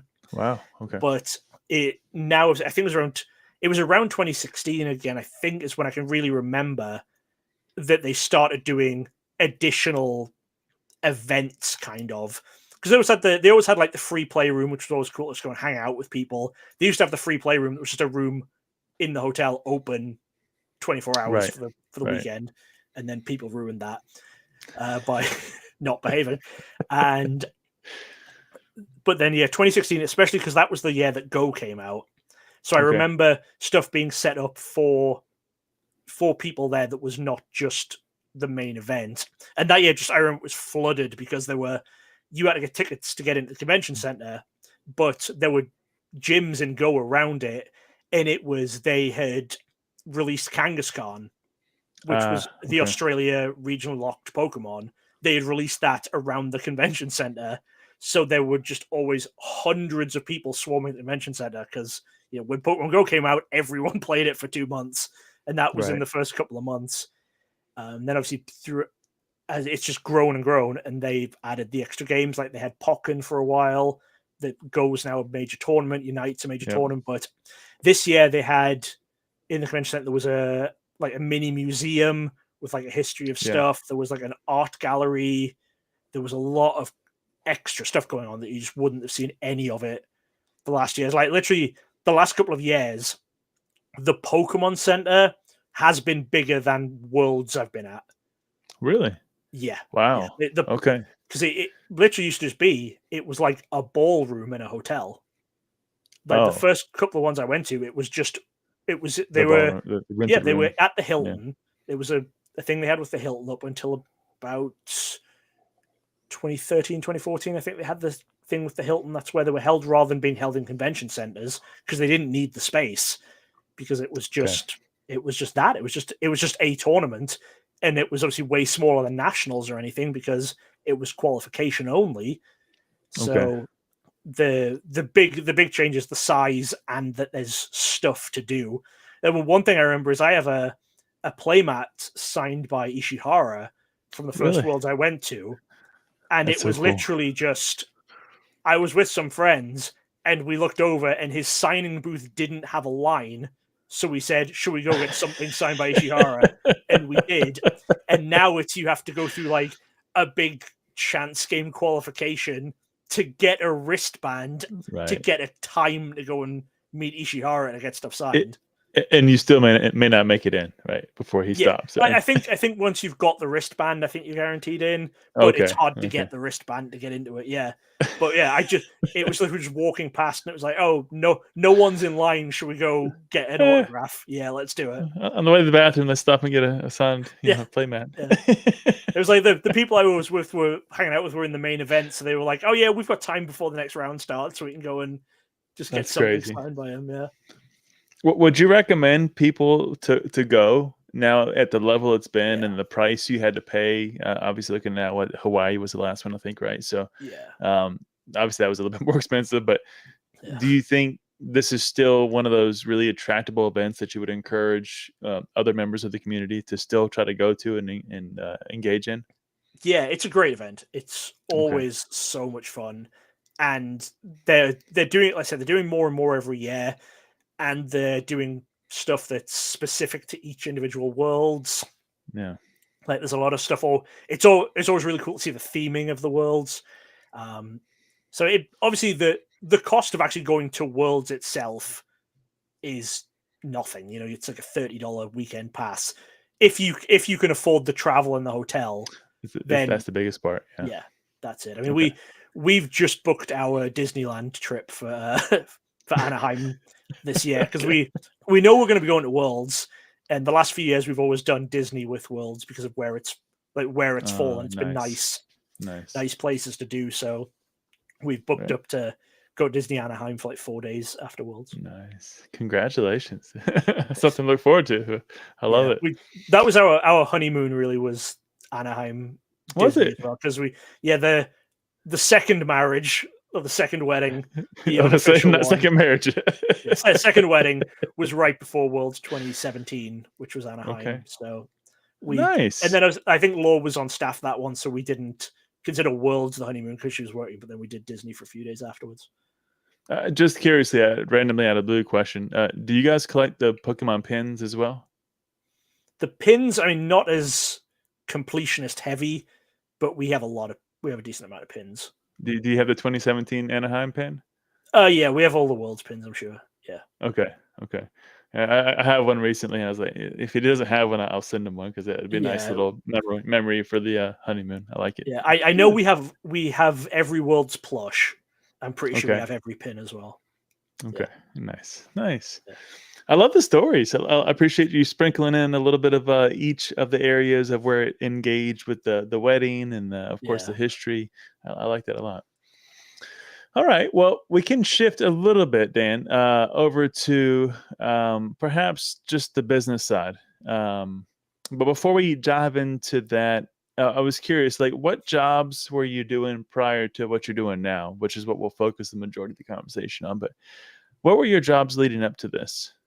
So jobs-wise, so when I was back in the UK, I worked in a lot of garages, like mechanics, but in the admin side, I wasn't repairing cars because I'd be useless at that. Because a lot of my family, all of my dad's side of the family, owned garages, worked in garages for like most of their lives. So I worked in the family businesses at some point, and then worked in different garages and stuff in admin side before I moved over.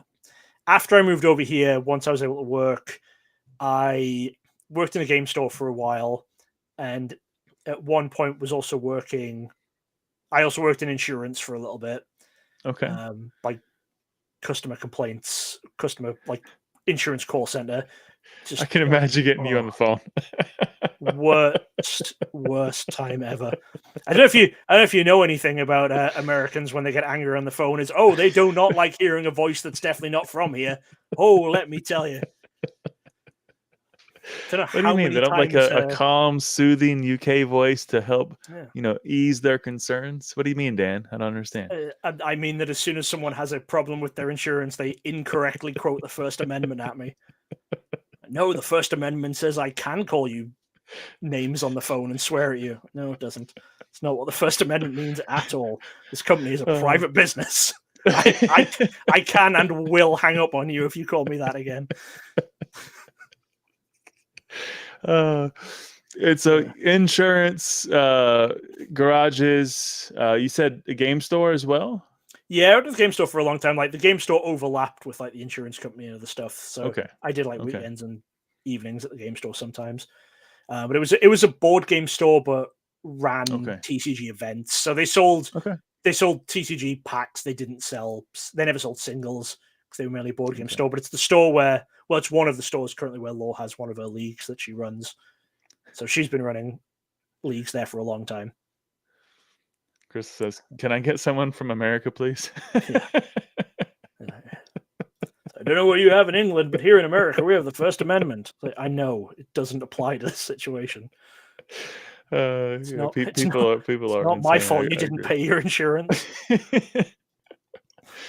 And speaking of, thanks for chiming in, Crystal. If you guys have any questions as we're going through different aspects of the conversation, feel free to drop them in the chat, and we'll pull them up and we'll try to answer them as we're going through the context. I appreciate it, guys. So what led you then to say, I want to do content creation as my career? Because I think obviously we're skipping a few steps, but if you fast forward just a little bit, that's where you ended up landing on. Why was that decision made? What kind of encouraged you or inspired you to do that? So that was kind of something I'd always wanted to do. Okay. Like in the back of my mind, it was like the idea of doing that. Like when I first found out, I mean, back in 2010, that some people, their job was doing YouTube, I was like, oh, that's awesome. Like I'd love to do that. And then it was always I was doing some video stuff off and on over the years, and then a few years back, I said, okay, I'm going to try and make a bit more of a push for this. And then the game store I was working at, like first of all, we moved further away from the game store, so it was a much more of a bigger commute. And we started getting shorter shifts because they rescheduled how the store worked. So they never wanted anyone working an open to close because it was a 10-hour day. It's like, I was fine with that, but they didn't want anyone doing that. But because there was only ever one person working the store, it meant that it was two people got a 5-hour shift each. And it was like when the drive was like an hour round trip, it's like it was like doing that for 5 hours of work was a lot worse than doing it for 10 hours. So in the end, I just said, like, I make like an all right amount selling off some cards and stuff, selling off some extra stuff. And I decided I'm just going to try and do this full time. It worked out a lot better as well because I do I do a lot of my recording and stuff during the night because when it means that Law's asleep, because Law works from home with her insurance job, so she's often have to call people and take phone calls during the day.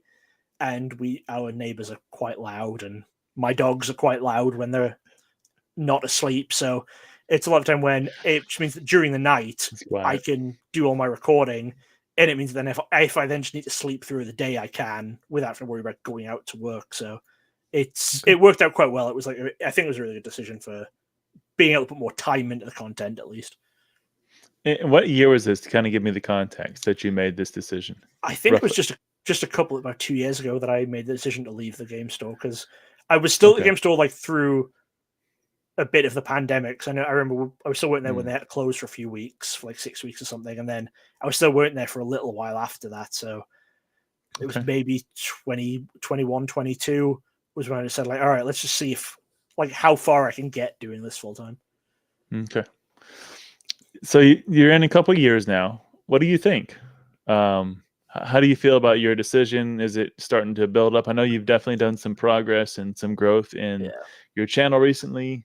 What are your thoughts? Obviously, you're also doing Spotify with Jordan, as you mentioned earlier, which I will link that below.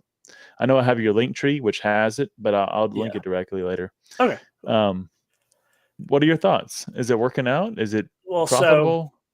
So it's not profitable, no. And the money I make comes from card shows and helping people sell cards and that kind of thing.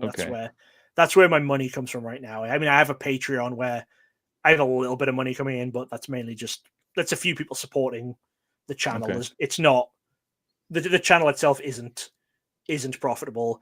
That's why I kind of I've tried to move more to news videos and stuff lately because I was doing it for a while. I was basically buying every product when it came out to open it, but then I've moved away from that. I'm just being like, look, that's when I've said recent products. I'm just going to stop buying the promos for a couple of dollars rather than getting the $50 product. I'm going to open it on the channel because if it's just not getting the views, you know. Yeah, And then I do. Yeah. I'm hoping David can come. We can schedule coffee talks again with David, because that was obviously doing really well for the channel. That was the biggest spikes I was getting was when we were putting those up. But I'm doing my fortnightly news videos now. It's a new kind of series I've just started where I've said like every 2 weeks I'm just going to do like a roundup of all news in English TCG, and that's been having a pretty positive reception. So it's just a lot of needing to get it right. I think that the big problem is because I had this channel for so long and was off and on with it. It's a lot harder to break back into the YouTube algorithm, I think, with a channel that's been off and on. Rather, like, really, I think back in about 2018, 2019, when I really started trying to do it, it would have been better to just start a new channel, I think, like algorithm-wise, even though I had a few hundred subscribers and stuff already, because they were subscribers from a while back, and it would have probably just been better to start from scratch, but I didn't, and now I'm too far into. You're struggling, channel, so. But yeah, I can share the same sentiment. Yeah, we're building up. We're getting there. It was early on. I don't think it was about a year and a half ago I started the channel, and the first like 6 or 8 months, it was like you were getting views like 6, 7, 10,000 views for small stuff. I mean, we were opening products and just kind of talking about, some certain releases of Japanese this. We were shifting into different areas of Pokemon. And then it all went downhill when I went to the regional event that I was telling you about earlier. And I posted like just how each round went, and like just kind of I thought people would enjoy it. Not at all. Like it shut down, and from there it went to like 10 views, and then it just basically was stagnant. And so that definitely didn't help when then I took a few breaks here and there, or we had some family events, and I couldn't really necessarily do the content as frequently. Then it was so hard to come back and get the same level of views and algorithm kind of flow, if you will. So yeah, I would agree with you. I've definitely noticed that building it back up is much harder than just starting fresh. But to your point, once you have so many videos, it's like I don't want to start over. It's like you get the brand here, you got everything's already set up, all the links that you've posted who knows where. It's like I'll just leave it. We'll keep going. And one of the times I took a big break it was back in, I think, 2015, 2016. I started doing a bit of a push to make some videos for a while, and it was back then I had a few videos that did really well, because I believe I was the first person to open a box of Evolutions on YouTube. Oh, okay. And because I managed to get, because Law was working pre-releases, Law was getting a box for judging the pre-release. So I was able to get that, I think, like at the midnight pre-release or at the Saturday morning pre-release.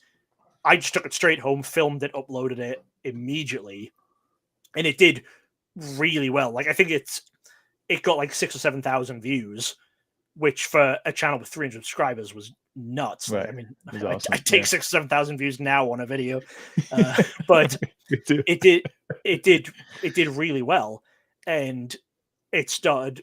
I saw the AdSense money started slightly ticking up, and it was like that was a big motivating factor for me. It was like, oh, I'm actually going to get some money from this. Like when you reach the $100, it's like a payout. And the $100 itself didn't matter that much, but it was like what it represented, the fact that I was making money from this. Exactly. And it was then that YouTube changed the rules on being qualified for AdSense, and you then couldn't qualify unless you had 1,000 subscribers. So not long after that, I was up to like $80 in AdSense, and then they changed the rules, and I couldn't earn money anymore unless I like got to 1,000 subscribers and got to a certain level of watch time. And it's like I probably could have done it if I'd really done the push, but it was just so demotivating, the fact that they did that I just stopped for a while. Yeah. Okay. Well, I don't want to skip past this. I saw SDC jump back in. Good to see my friend. Yes, aloha Pokeana. Good to see my friend. Thanks for stopping in. He says, when will the Japanese return to its glory? I don't know. Is it not glorious right now? People really like Japanese cards. I think the prices probably aren't quite what they were there in the hype, but yeah, I think even though we're in a bit of a boom, nothing is where it was in early 2021. Well, true as far as like individual prices, but I think the overall hype of the market is pretty close, if not maybe a little bit higher, especially on English. I'm biased, obviously. I'm sitting here, but I don't feel like Japanese is quite where it used to be. Yeah. Okay. I don't keep up with Japanese anywhere near as what I do with English. So. Okay. I see a lot of people love Japanese stuff. So. I mean, Terrestrial Festival right now is out. So. Yeah, they've got it, and we're waiting another month. So everyone's opening that. Exactly, and it's banging right now. It's looking really good. I'm excited. For oh Lord, what's the name of ours? Prismatic Evolutions. Prismatic Evolutions. Yeah, I'm excited for that one. So yeah, me too. Yeah, we'll see. Yeah, you being an EV lover, I bet you would be. Yeah. Crystal says I'm so excited. I think it's gonna be probably the set that knocks us out of the park. But before we jump into that, David, I do want to go back.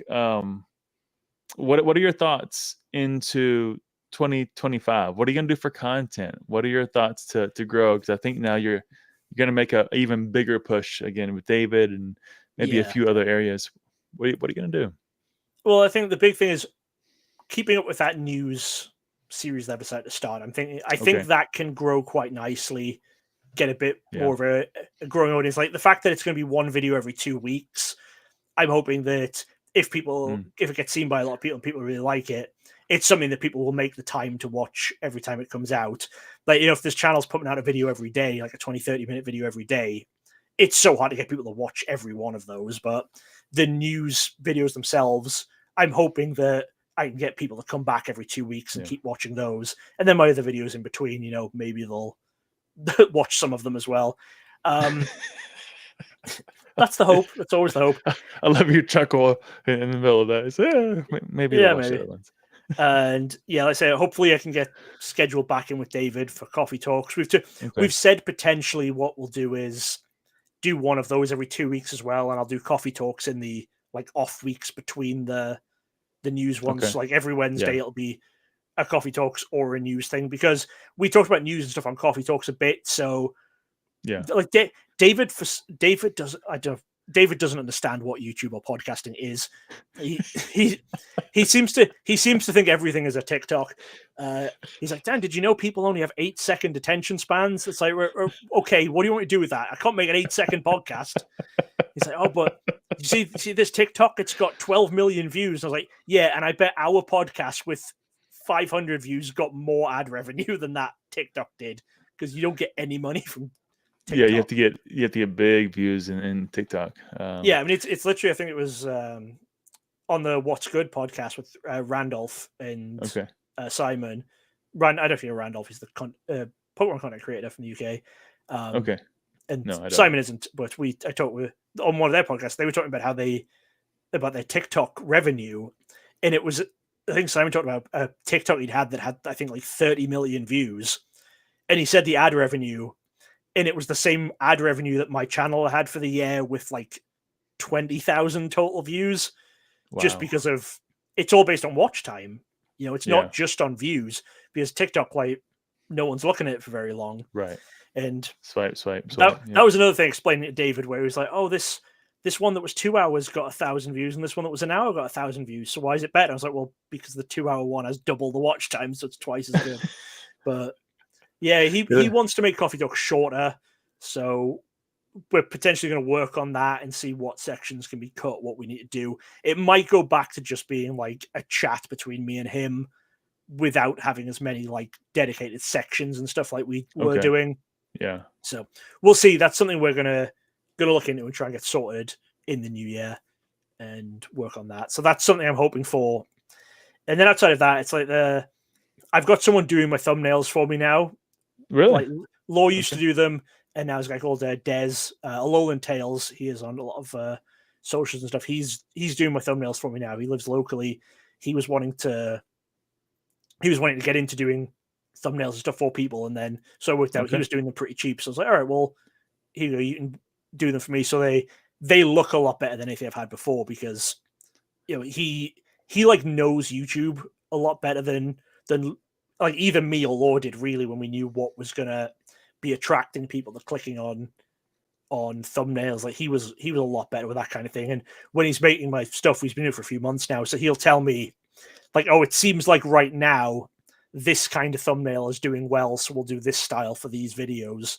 So he's been really helping me with that. So I think that keeping him on, that's going to help me grow more than it was. And I've just been trying to take advantage of more like promotional stuff, like even just YouTube's actual promotion thing. I've tried on a few videos and a couple of videos throughout the year as well. I might try that again, just push them. Okay. You know, the spend money to make money kind of thing. You're right. Exactly. Get the subscriber count up. Yeah, so that's it. I mean, I don't have a roadmap laid out. I've got the ideas for what I want to keep hitting. Obviously, I want to keep doing the Spotify with Jordan. I really enjoy that one. Does that one generate anything for you? I'm not familiar with Spotify's model. Currently, no. I think it can. We're not big enough to be getting money from Spotify yet. Yeah. Do you see that channel helping you drive content or actually the viewers over to your YouTube channel? Not currently. They're pretty separate. Like obviously I shout out my YouTube and stuff in every Spotify podcast, but it's a pretty split audience because of the fact I say it's very little Pokemon talk on there. It's a lot more generic TCG. Like it's hard. It's a news and note show. We just talk like the main news points of different TCGs throughout the week. But also we take listener questions and we talk movies and stuff quite a lot. We end up just going off topic a lot. But I think the people who listen to that are more non-Pokemon fans, or some of that is just like hearing me and Jordan banter with each other. So I don't thought think it was quite funny. I didn't realize you had it with Jordan. And so I kind of stumbled on it and I was like, oh, this is really cool. So I listened to like a few episodes, especially the later few. Yeah. And you guys go off on some crazy rants. I'm like, this is good stuff. I like it. Yeah. We have a section on there. People who haven't listened to it, which is probably everyone. We have a section that's called Cruella de Vil's social media hellhole, because we started out as a Lorcana podcast when we both started playing Lorcana. And then eventually we moved to generic TCG when we both stopped playing Lorcana a bit. We started playing the Star Wars game a bit. Jordan still does. Jordan plays a lot of Netrunner now, actually. But we moved to generic TCGs. But Cruella de Vil's mansion in 101 Dalmatians is called the Hellhole. And we have a section every week where we pull like a post from like Reddit or Facebook or something that's just someone being really stupid or really arrogant about something in TCGs and just roast them for 10 minutes. And we kept Cruella de Vil's social media hellhole as a title because we was like, it's too good. Even though we're not a Lorcana podcast, it's too good of a section heading to not stick with. Yeah. I think the last one I listened to, you guys went down the rabbit hole and you and Laurel were driving back and you were replacing characters in movies, who to keep, who to get rid of. And so we have a Discord for that and for that podcast, and people can leave listener questions, and sometimes they're not TCG related. And one question was the question that was around of like, you can remake a movie with Muppets, but you have to leave one human character. That's what it was. Because there's the famous like the Michael Caine Muppets Christmas Carol and Tim Curry and Treasure Island. Yeah. And it's like, you have to remake a movie, but like completely the same, like same script and everything. But you replace every character with Muppets except one, and it's who do you leave as the Muppet? Or who do you leave as the human? And that was hilarious. I believe this is a family-friendly show, so I'll not give my answers on here that I gave on there. For people that are like, my YouTube, I keep 100% family-friendly.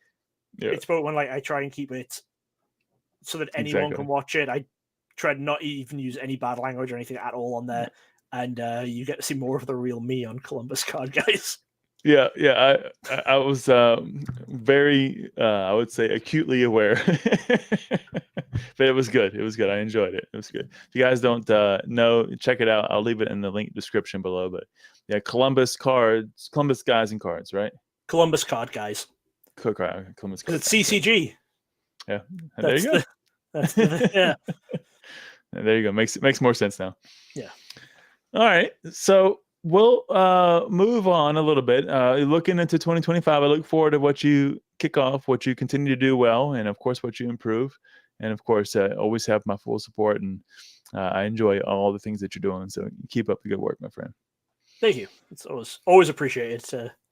I've had some nice messages from people lately, just telling me how much they enjoy the content, which I always appreciate. I always like hearing from people when they say, especially for these news ones, where a lot of people have said they really enjoy and appreciate having that style of video. So I'm really happy. I mean, even if you look at what is it, Ross, TCG Radio? Yeah, I mean, he does something daily. I mean, daily, if not sometimes twice a day. And I'm like, I don't know how he does it, because it would be exhausting for me, but he does it daily. He keeps it fun. Like I want to see it. I want to check in and say, hey, what's the news? What did he find?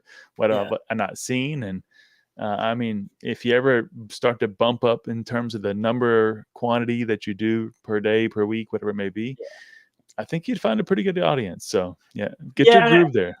I think I'm gonna try and increase the total number of videos, especially compared to like the last couple of months where my total number of videos went down a little bit. But the news ones, the whole reason behind doing it every 2 weeks is I want to give people a catch up, a way to easily catch up on something where, because obviously, when Ross is doing the news videos, if you're watching stuff, there's going to be some stuff that's about English stuff, some stuff Japanese stuff, whatever. And let's say you're only interested in English TCG, like I mainly am. You don't know what days he's going to be doing those. If you miss a week, you don't know exactly what you've missed. You have to go back through. So my idea was have a scheduled thing where you just know once every 2 weeks, I'm going to do this, and I'm going to give you the highlights. I'm going to tell you everything you need to know.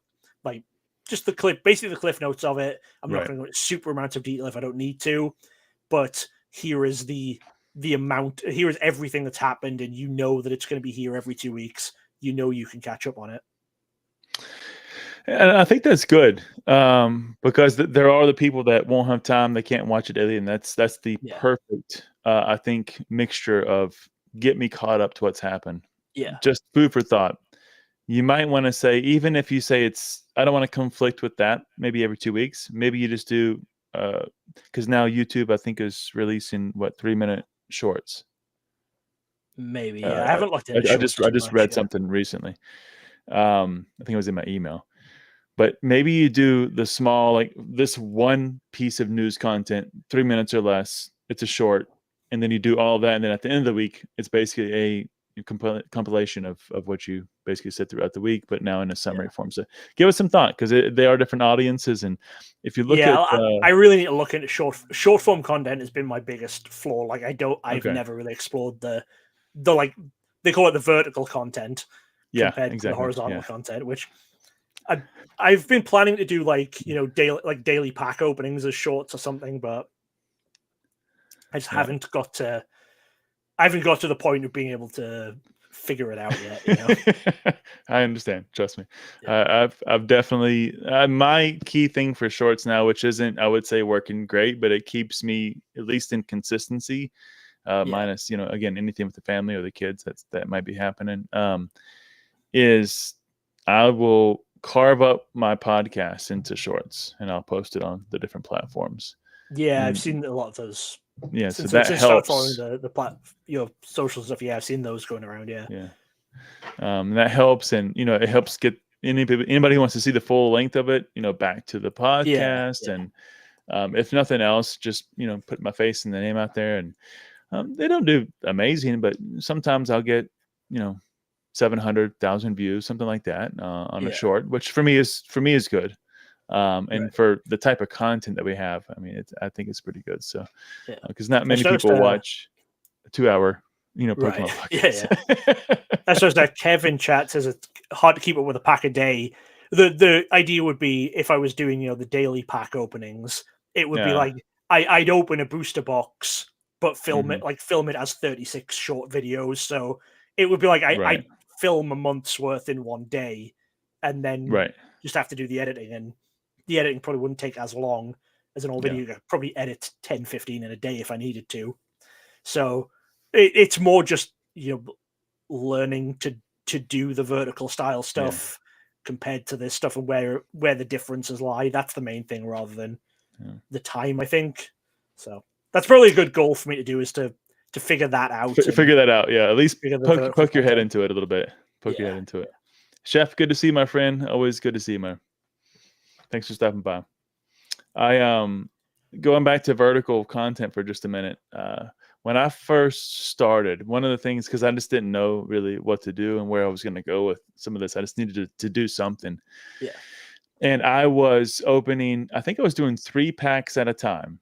And I was basically just giving away whatever cards were there. And I didn't know like any tools to use. So I would just pick like a random comment out of the comment section and just give away the cards. But they were like 60 seconds. And in that, I would like play a little bit of music and have cool little transitions between the 3 packs. And I did decent amount of editing considering it was only like 60 seconds. But that was how I started really creating content on YouTube, was that. So it was just basically open 3 packs, give it away. And I did that, I think, every week, if I'm not mistaken. And that did really well until I did the regionals. And it all crashed.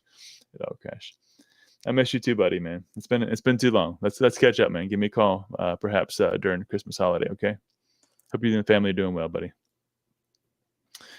If you guys don't know, Chef does a lot of the eBay live events. He's out there pioneering with some of our friends like Weedle and Old School Pokemon. So go out there and check them out, guys. It's good content, good stuff. I love it. Kevin in the chat followed up with, are you worried about limiting yourself to one set like that? I feel like as time went on, I would maybe figure it out, changing it up, but as a way of jumping into the vertical short form stuff, just doing a booster box worth and just getting something up every day, right? I think would be a good way to start, rather than me overthinking it of, I need to get some different packs, or they're going to get bored. So potentially, if I started doing that after a couple of months of just doing the sets together, I would then look at switching it up and making sure I had different packs. And I could potentially still do it where, like, I filmed, if I filmed the booster box of Surging Sparks in one day, and then filmed a booster box of Stellar Crown the next day, whatever, and then splice them in, switch between them. But it's something I could definitely look into further down the line. But I think as I first jump into this vertical content, just get started. Yeah, it's the best way. But yeah, I would agree, Kevin. I think even for myself, I was doing a mix of like 3 different sets, usually. Sometimes the same, but it'd be whatever collection box or whatever product I opened that day, or that week. And I would just kind of save some packs to the side and make sure I had enough and try to mix it up. And sometimes there'd be nothing. And I think that's what you'll find too, if you do this on your side, Dan, is you open up a booster box and you got whatever 36 videos, and like these whatever 10 videos have no hits. Like, do I want to post that? Like, it's like, I don't want to post this. Yeah, it's really fun. It'll happen really quick. I see. Just starting. You're right. It's the hard part. After that, hard stop. Yeah, it's just building a habit. Just getting the habit out there. That's the hardest part. A lot of it is just wanting to make sure that if I'm putting a lot more time into the regular videos plus the Spotify podcast, and I'm trying to improve my skills there, and it's just I don't want to then have them suffer or stagnate while I'm learning new skills elsewhere. It's I want to try and I want to improve what I'm already doing, and like make the actual videos better, because it does feel like the short form content is more advertising for the main content rather than being its own thing. So it's like I don't want to put too much time into the advertising of the main content and then take away from the main content getting better. So, and I've still struggled with the idea of how much do I diversify, even though it's still within the Pokemon space. It's like, my audience will maybe not like, because even now, like when I do openings, like I try to do a pack opening now one week and do podcasts the next, since I was just trying to alternate now, because I was doing podcasts every week for like the first 8 months, which is a lot. But now I'm starting to trickle in. Now it was going to be once a month for just openings. Now I'm trying to do openings every other week. And some audiences don't want to see the podcast, and the podcast audience doesn't want to see the pack openings, and then they want to see a business video or whatever, right? So it's just like you get different perspectives of who's going to watch this channel, and I go from gaining some subscribers and losing some. It's like, who knows? We'll figure it out along the way. But yeah, it's fun. It's fun. Good journey. Yeah.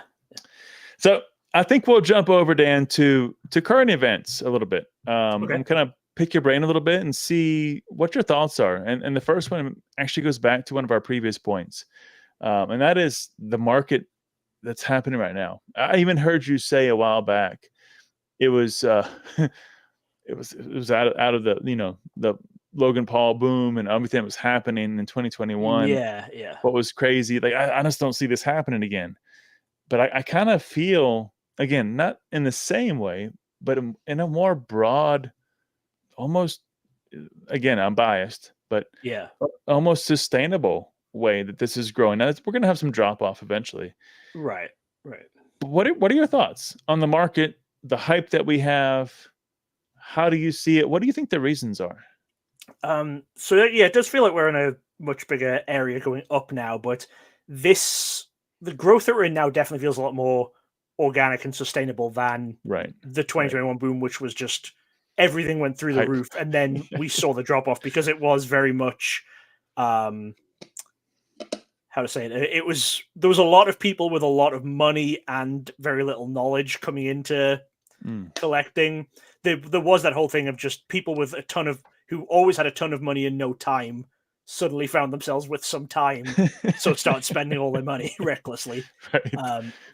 So it seemed inevitable after that boom there was going to be some retraction, especially because there was a lot of cards during that time that they went up because there were so few on the market, but there were so few on the market because no one bothered listing them.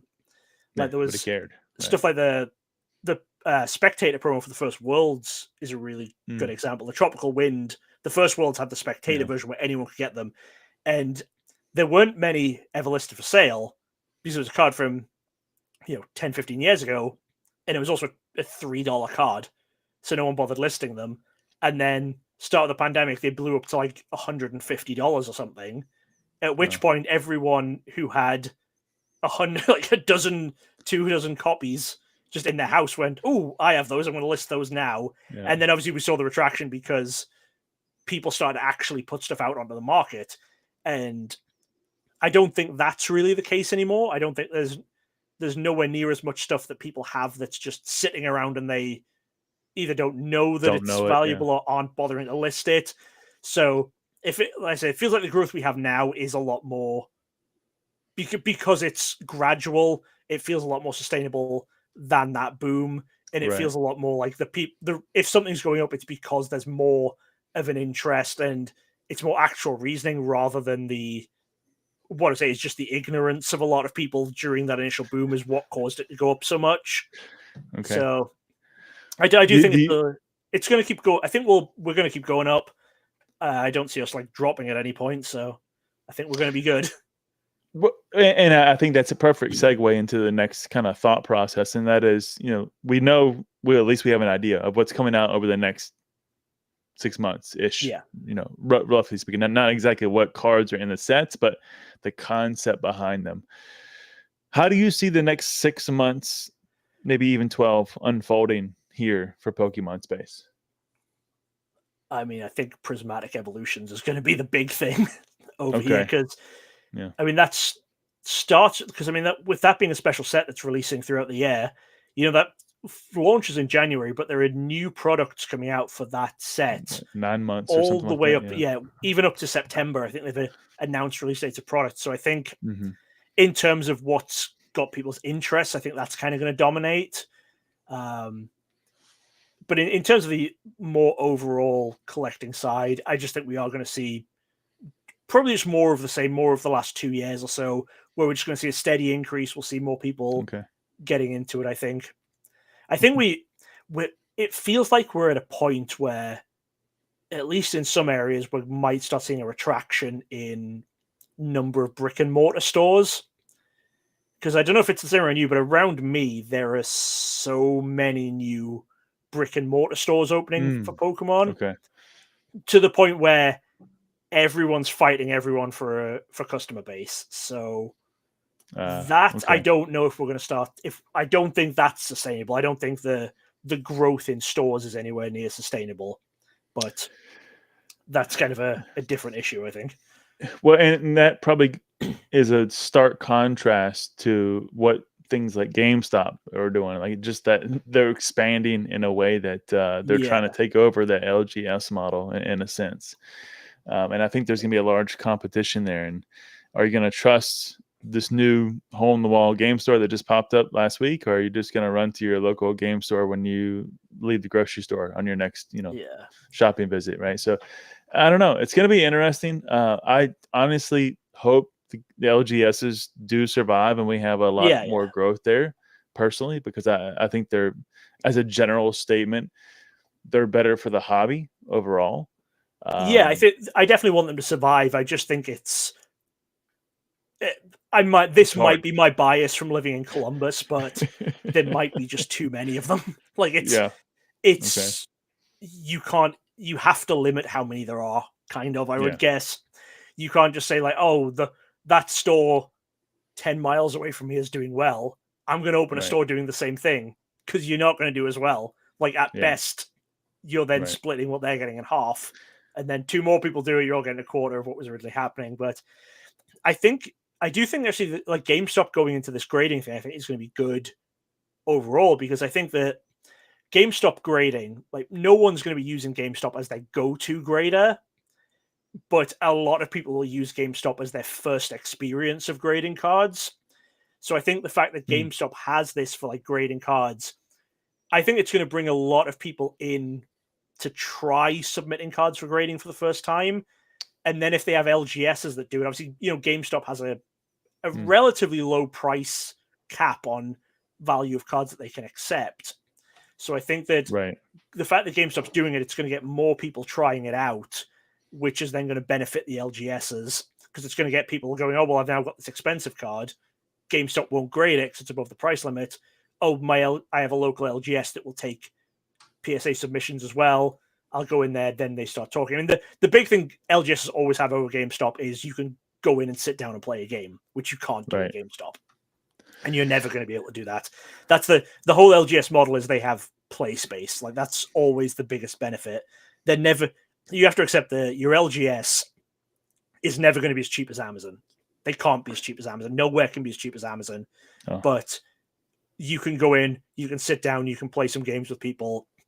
Some of them will charge for the space, like a little bit to help keep the lights on or whatever. But that's why you always support LGSs, because they have stuff that just can't be replicated by these other places.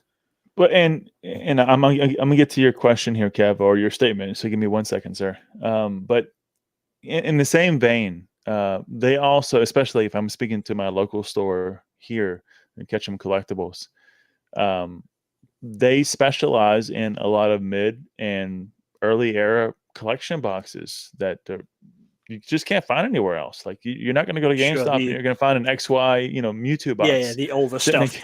So you get a lot of niche things. You get the current things. You get to play the game. Yeah, it's a nice mix, and you might pay a little more sometimes. Sometimes you might find a really good deal, especially on raw cards and singles. So it just really depends on what it is. But I'm rooting for the LGSs, but I do maybe even slightly disagree with your grading card thought. I do think that it won't be the go-to. But what I disagree with is the number of people that will continuously go there to drive the business. Because you saw, I'm sure, the numbers that PSA is getting from GameStops. Yeah. Despite the recent issue. Yeah. And you made a comment, a while back and many years ago, and you've done it several times over the past decade. And your reference point was always around we are the minority, and the number of kids picking up that blister pack at the Target and the Walmarts or wherever that's at eye level, that's the majority of the purchasing power in the Pokemon hobby. It's not us. Because of course, Pokemon doesn't make any money if an illustrator sold. So it is those booster packs being sold at those common places. In the same way, I think that GameStop and potentially Walmart and others in the future will be the same thing for graded cards. And those kids but if it's evolve, right? They're not going to evolve into what we're doing. Sure, but those kids who are just going to grade a few cards to GameStop, the LGS was never getting them under any circumstances. but there are going to be some people who will, like, even if they're not the majority, there will be some people who will start by grading at GameStop and then look to an LGS to potentially grade further. Right. So they won't capture the majority, but they will capture some amount. They will capture some people that they weren't going to get before. Those kids and stuff that they're not capturing, they were never going to capture. Is the way it is, right? You know.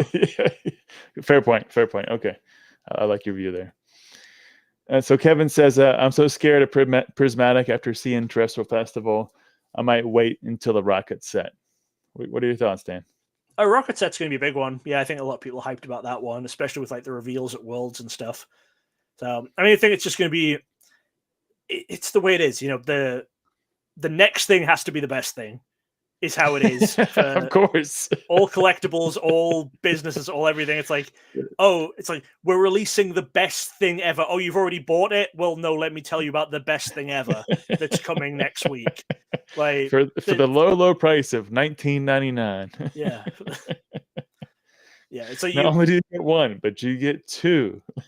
It's like going back to the thing I said about, you know, the collectibles stuff, marketing it where they don't think anyone's going to collect everything. Part of it is because companies like this will hate it if anyone gets to a point where there's nothing left for them to buy. Basically, because if people can be completionists, people can complete stuff and then they don't need to buy anything else. Right. And so they have to have it as a point where there always needs to be something new for you to buy. So we're just going to see a lot. We're going to see all the hype. You know, there's some cool sets coming at Neo Pokemon. They do a good job of hyping up the sets. They do a good job of giving a lot of the sets, you know, their unique identity. Like we've got the Eevee set coming. We've got the Rocket set coming. So it's going to be one of those things where there's going to be a lot of things for a lot of different people. Some people are going to like Prismatic Evolution. Some people are going to really like the Rocket set. There's different things for different people. Like whichever you want, I'm sure it's going to be great. Well, Kev, you know, to your point, I wouldn't be scared of it. I mean, try to get at a fair price that you're comfortable with. But I think to the point that we were making earlier, you think of Prismatic Evolutions more like Crown Zenith. Yeah, we're still like we just got a release of the whatever Sam's Club box. Yeah. And that was a year and a half. Well, I don't know, I forget the time frame, but it was a long time after. So Prismatic Evolutions will be much like that. So the product should be more readily available. Obviously, I think you're in the US if I remember correctly. So you're essentially going to see this at your local stores. Obviously, in the beginning, it's going to be a big hype, but I wouldn't be as scared of it as I would say Terrestrial Festival, because that's all being imported from overseas. It's a little bit of a scalp right now, but I would say wait for that even, and that should calm down as well. Yeah. So I think just give it a little time, and you should probably enjoy both of those and Team Rocket at a fair price. So just hang in there. Yeah, definitely. It's both going to be easily. There will be a lot of it available. Like it's going to be. I mean, maybe week one it's hard to get, but they're printing this for 2 years or something. It's going to be. I haven't bought a single booster box of Terrestrial. I wanted to. I think it's a great looking set. I would love to open some of the cards, pull a guide pack, or whatever it may be. It would be awesome. But I'm just not going to do it right now in the hype. Yeah. I'll wait. It's not that important. I got plenty of cards to sort. So right. No problem. Yeah, I know that feeling. Yeah. All right, Dan. Keeping it rolling. What I wanted to get your thoughts on next, because you do a little bit of video games. You're obviously in TCGs, but you have such a well-rounded perspective on the hobby, TCG hobby as a whole, not just Pokemon.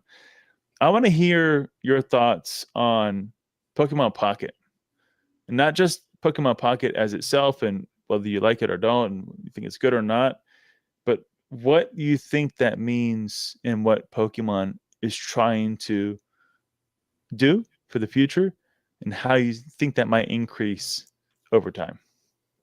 So I really like it. I think it's really fun. It's very quick, which is kind of the point of it. It's you can open up your phone, you can play a game in 2-3 minutes sometimes. obviously they're keeping it rolling with releases and new events to keep Mm-hmm. people playing. Currently, I don't think there's going to be too much of an overlap anytime soon of people who start with Pocket and then move to physical cards or even to live, because I just think that the appeal of Pocket and what people who will like about it is just how quick it is, how much you don't have to put a ton of time into it. But then I think it's inevitable at some point we get physical cards that are tied to Pocket in some way. Like maybe we get physical that way. Okay. prints of cards with like the special arts that in Pocket you dive into the artwork. Yeah. The Celebi, Yeah, but I think inevitably we're going to get something, like maybe it's a physical print of those, but I think we're inevitably going to get something that is related to Pocket printed physically. And I think that's where we'll really see if there's a jumping point from people who start with Pocket into the TCG. Because right now, I don't see it. I don't see people starting with Pocket and jumping. I think it's a lot more the other way. I think TCG players are playing Pocket a lot, and there are a lot of new players who are only playing Pocket. I don't see too much going the other way where they're jumping from Pocket to TCG. That's what I was wondering. Yeah, because I mean, I think they're in. Maybe I'm wrong. I would have thought their marketing strategy was for that. I want people to learn how to play, to get interested. Oh, there's this card game. There's these cards. This is so cool. Can I hold these? Are they? Oh, there's a TCG game. Okay, cool. I'll play that. I'll go buy some packs. I thought that was their marketing strategy. But as I watched this unfold, I wonder if that's not what they're trying to do all along. And so I was curious if you think, it sounds like you went the other way, but I was wondering if you thought they were going to start to push for this digital only space and make this bigger and bigger. And they would sit side by side for a long time. But I wondered if they were trying to make this, you got your collection, you got exclusives, you got sets that don't exist on the physical side. And we're going to get you wanting to collect this that you never will have here. And eventually this will be a little bit smaller and this will be bigger. Potentially. I mean, it might be that they're trying to market it towards eventually market people to get into the physical TCG. But if they're doing that, it might just be that it's a long-term thing, that they're going to give people a good chunk of time to get used to Pocket first. Because you don't want to go like, here's Pocket. Oh, you've been playing Pocket for 2 weeks. Now go and start doing this. You want to give them a good chunk of time to really enjoy Pocket before moving them on. Potentially, their future roadmap includes introducing Pocket to tournaments the way that they did with Go. Like maybe eventually we'll start having Pocket regionals, and then maybe they add Pocket to the World Championships eventually. Maybe you have your own separate tournament series and the separate World Championships. Well, at the same World Championships, we have your Pocket tournament there, and you have a Pocket World Champion. Potentially that's their roadmap. And if they're doing that, then things integrate a bit more. People who are playing Pocket are at Worlds. They're seeing the physical card game and stuff. Or potentially it's just like Go, where they say, this is just another game we have now. You can pump money into this one instead if you want. And like we don't care which of our games you're throwing the money at. And give us the money. Exists completely side by side, yeah. Fair point. More trophies to come, I guess. But if we do that route, but yeah, I think that's a good point of view as well. Because if they bring them to events and regionals and whatever the case may be, worlds, then it definitely could introduce them to the rest of the space. Because that is a huge, to your point earlier, a huge environment to be introduced to other perspectives of Pokemon. And that would open up, players' eyes, the friends, the family, so on and so forth. Kevin, fair point. Yeah, I'm in the U.S. and I know they'll print it into the ground. He says I've had it in my cart a few times, but I haven't bought it yet. Yeah. Same here, my friend. I've looked at it. I'm like, I'll wait. I'll wait. I think the price will drop, especially as it continues to get printed. And even singles. I've had singles in my cart. I'm like, nope. I'm not doing it. I'm just going to wait on those. Kevin also says they'd be confused about why they can't attach energies because you need to draw them. Pocket takes a lot away, but he did enjoy it. Yeah, I think, again, it's a great introduction to how you play TCG without the complexity. and it's a great jumping board. And if somebody's really interested, I think even other players that do play Pocket that are original TCG players could pull people over eventually. So, oh, you like this? Come over here and play with me on an event or at my friend's house. And I think we can start to get some conversions, hopefully. It'd be nice if they did, yeah. I don't see it happening currently, but no, I agree with you. That I think it needs time. They need time because it's special. It's special to the Pocket. They want to keep that special kind of nature about it. Yeah. And they want to ruin that with okay, go over here, buy some more stuff. Yeah. It's like, no, you're already spending money on virtual packs. He says here, oh, this is Chef. Hey, Chef. I had a lot of people asking me about Pokemon in the restaurant.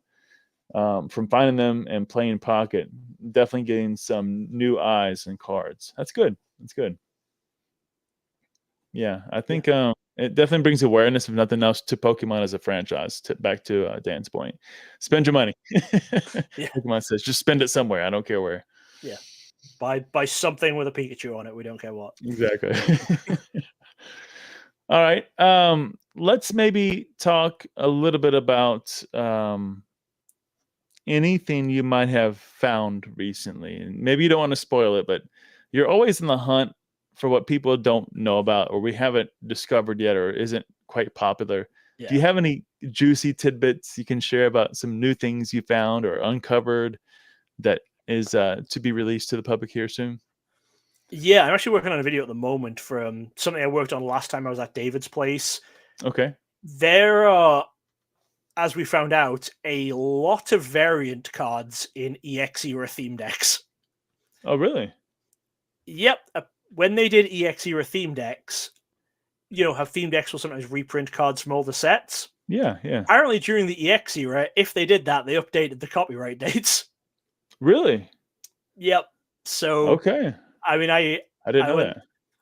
I got so lucky that David, for whatever reason, when he was putting his collection together, when he opened theme decks and got like the one special holo out, he would then sleeve up the rest of the theme deck and keep them all in a binder together. So he had binders of like complete theme decks from the EX era. Wow. He was only missing like 3 or 4 decks from the whole era. So once we figured out that they were in there, which we did for some videos and stuff, I went through and I was able to pull together a complete list. I'm gonna finish the video soon. Video probably come out first week of January, and I'll get all the Bulbapedia and stuff updated then. But yeah, there are quite a few annoying cards that we didn't know about. Again, they're gonna be ones that so few people care about collecting. They're gonna be ones where if you find people who have them, they're probably doing 50 cents or $1 each. Something they're not exciting cards because it's all just trainers. Because when they put the Pokemon in, they put the Pokemon from the new set. It's just some older trainers going to the theme decks, and sometimes it's the basic energy, just have a different copyright date or whatever. But I'll have a video up for the list on that. And then a bit more exciting stuff. The other thing we've been doing is tracking down those Asia releases recently from the first few Asia tournaments of the season. Yeah. Okay. All right. That's been fun. I didn't realize the E-Series. Now, I often, especially as I'm going through my inventory and, I'm putting in thousands a day and I'm going through them more in the context of conditioning because I sort them, I put them by set, I put them in, number order. But then the main point for me is just to condition them. Now, other than things like, base set shadowless and things that are obvious. Yeah. I don't usually look at the copyright dates of like the E-Series, theme decks because I got a lot of theme deck stuff. I don't look at the copyright dates. Yeah. All right, well, guys, let me know if you need something. As I told you earlier, I might have it. So yeah, I'll be like, I'll look through it for Doctor you. Who thing. It's like here's a few cards. Can you go through the like 200 copies you have of this in bulk and read the copyright dates? For you, I'll do it. If anybody's listening from eBay, don't ask me. I'm not doing it. All right. So keeping on just a little bit of history or a little bit of a context of the current events. What do you think Pokemon's going to do next? You're really in touch with what they're doing. As you said, your wife is always at the events. We're seeing what's going to be coming up next. We're seeing Pocket. We're seeing the hype. What do you think they do next, other than like a set or just like, but something big? What do you think that might be? I honestly don't know. I mean, Worlds is going to keep growing. Mm-hmm. I think this Worlds is going to be bigger each year and a better event. I think it's inevitable there's going to be less hype for Worlds over the next couple of years because we went from the UK to Japan to Hawaii, and now we've got a couple of years in California. I think after the run of UK, Japan, Hawaii, it was inevitable that there was going to be a little bit of a feeling of a come down after like whatever cities they were. But the events themselves, I think they're going to do bigger. I think they're going to do more stuff. I think there's going to be more interactions. There's going to be more stuff to do that isn't just the tournaments. I think there's going to be just growing. I have no idea what they'll do in like what the next Pocket is going to be, but I mean, we've had quite a few years since like Go and Unite have been out for a good few years. I think we'll have a good few years of Pocket being the new thing before anything tries to replace it. Anything new comes up, yeah. I mean, they'll keep growing and growing until people stop spending money on them, and that's not going to happen. So. Well, I think that's going to be quite a while. Hopefully, not in our lifetime. Yeah. We got one here from Timmy. He says, what's your thoughts on the first edition, base gray stamp hollows? I like the extra layer of rarity, but understand it's just a printer, low ink. What are your thoughts? I don't personally really love them. It's the same with Hollow Bleeds. Like, I don't really love them as cards because Hollow Bleeds is just that. It's low. It's thinner ink, which lets the hollow show through. And, I was collecting during the Diamond and Pearl era, so I've seen enough Hollow Bleeds because some of those sets, it was harder to get them without Hollow Bleed.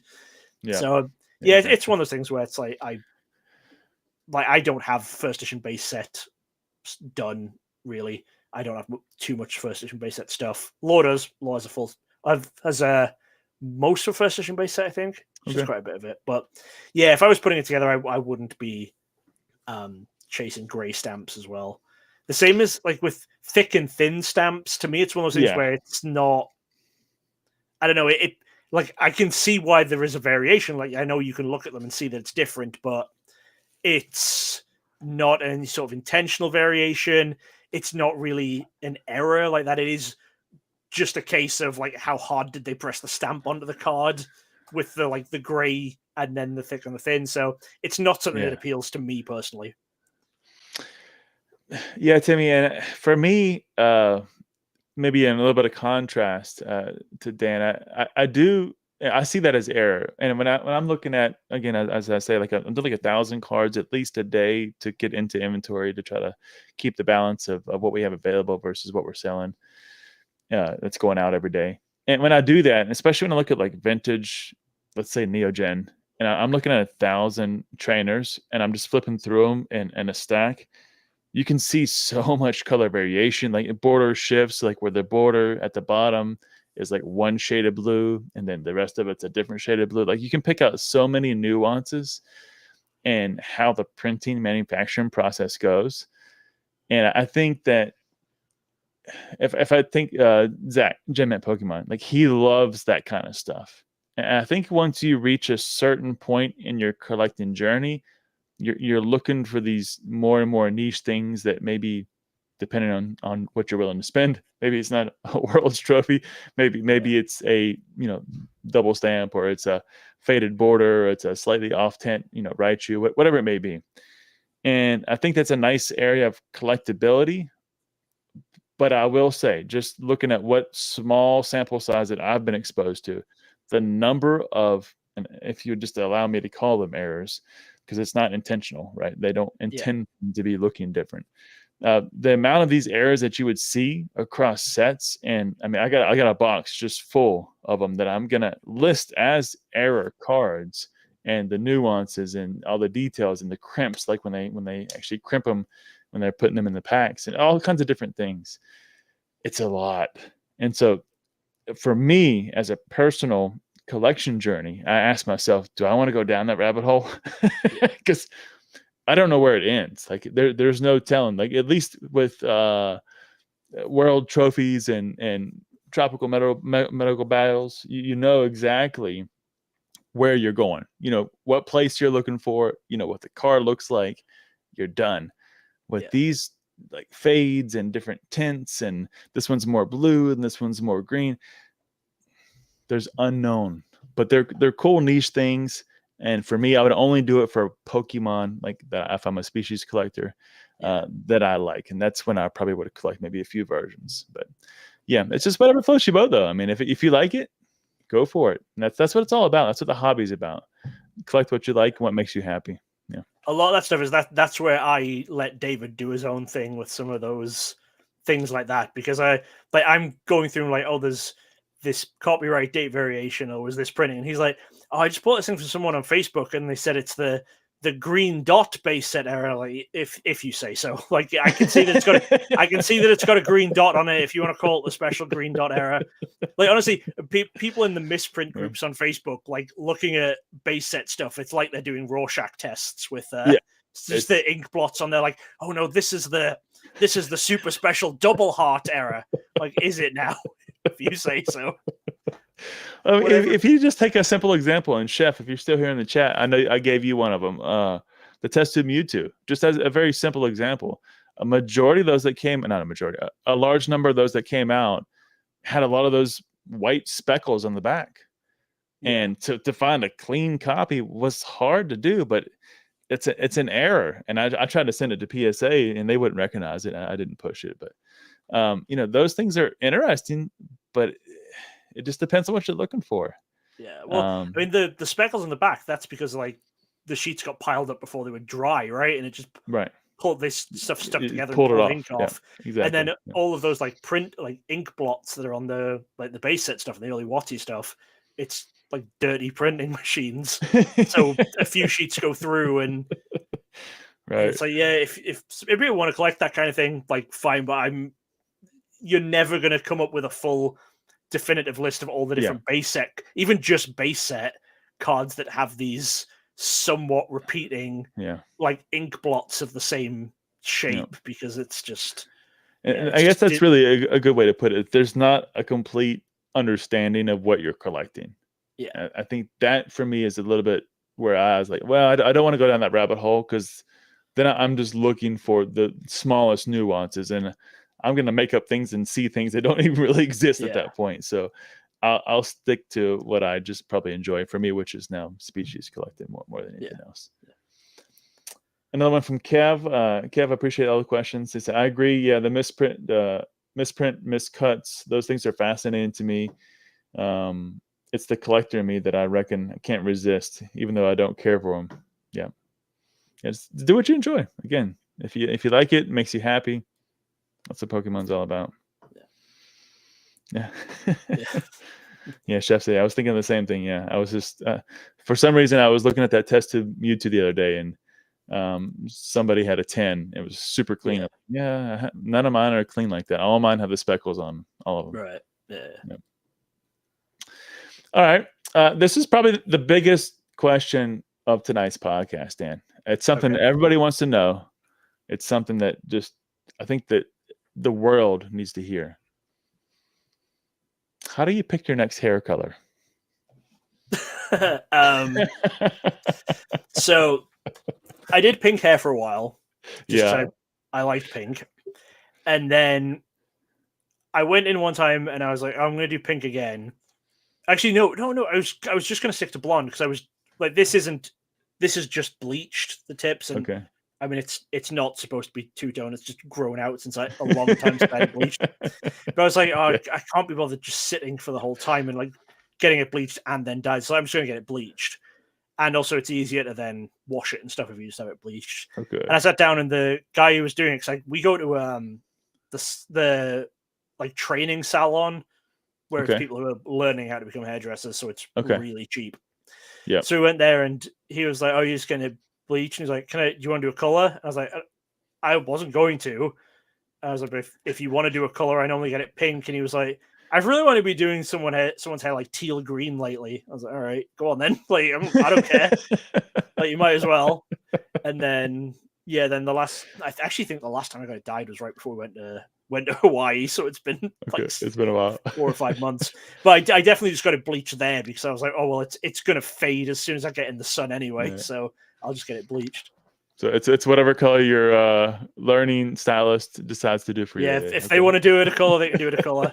If not, we'll bleach it, or I'll go pink again. Are probably the options. Fun fact about Justin here. When I was 16, 17, I was the alternative kid. Baggy pants, You know, the gauges in the ears, tongue piercing, all that kind of fun stuff. So I decided to dye my hair aqua. Okay. And I was the only one in the whole school who had his hair dyed, you know, any crazy color other than like typical like females dyeing their stuff blonde. Yeah. And so I showed up there with my aqua hair, my piercings. You know, of course, I was, you know, Slayer and all kinds of different death metal bands at the time, and Metallica. And I show up there, and I was a rollerblader, so I was, you know, it was the rollerbladers versus the skateboarders, right? So I was the rollerblader, and it was the most, I would say, animated years of my early days.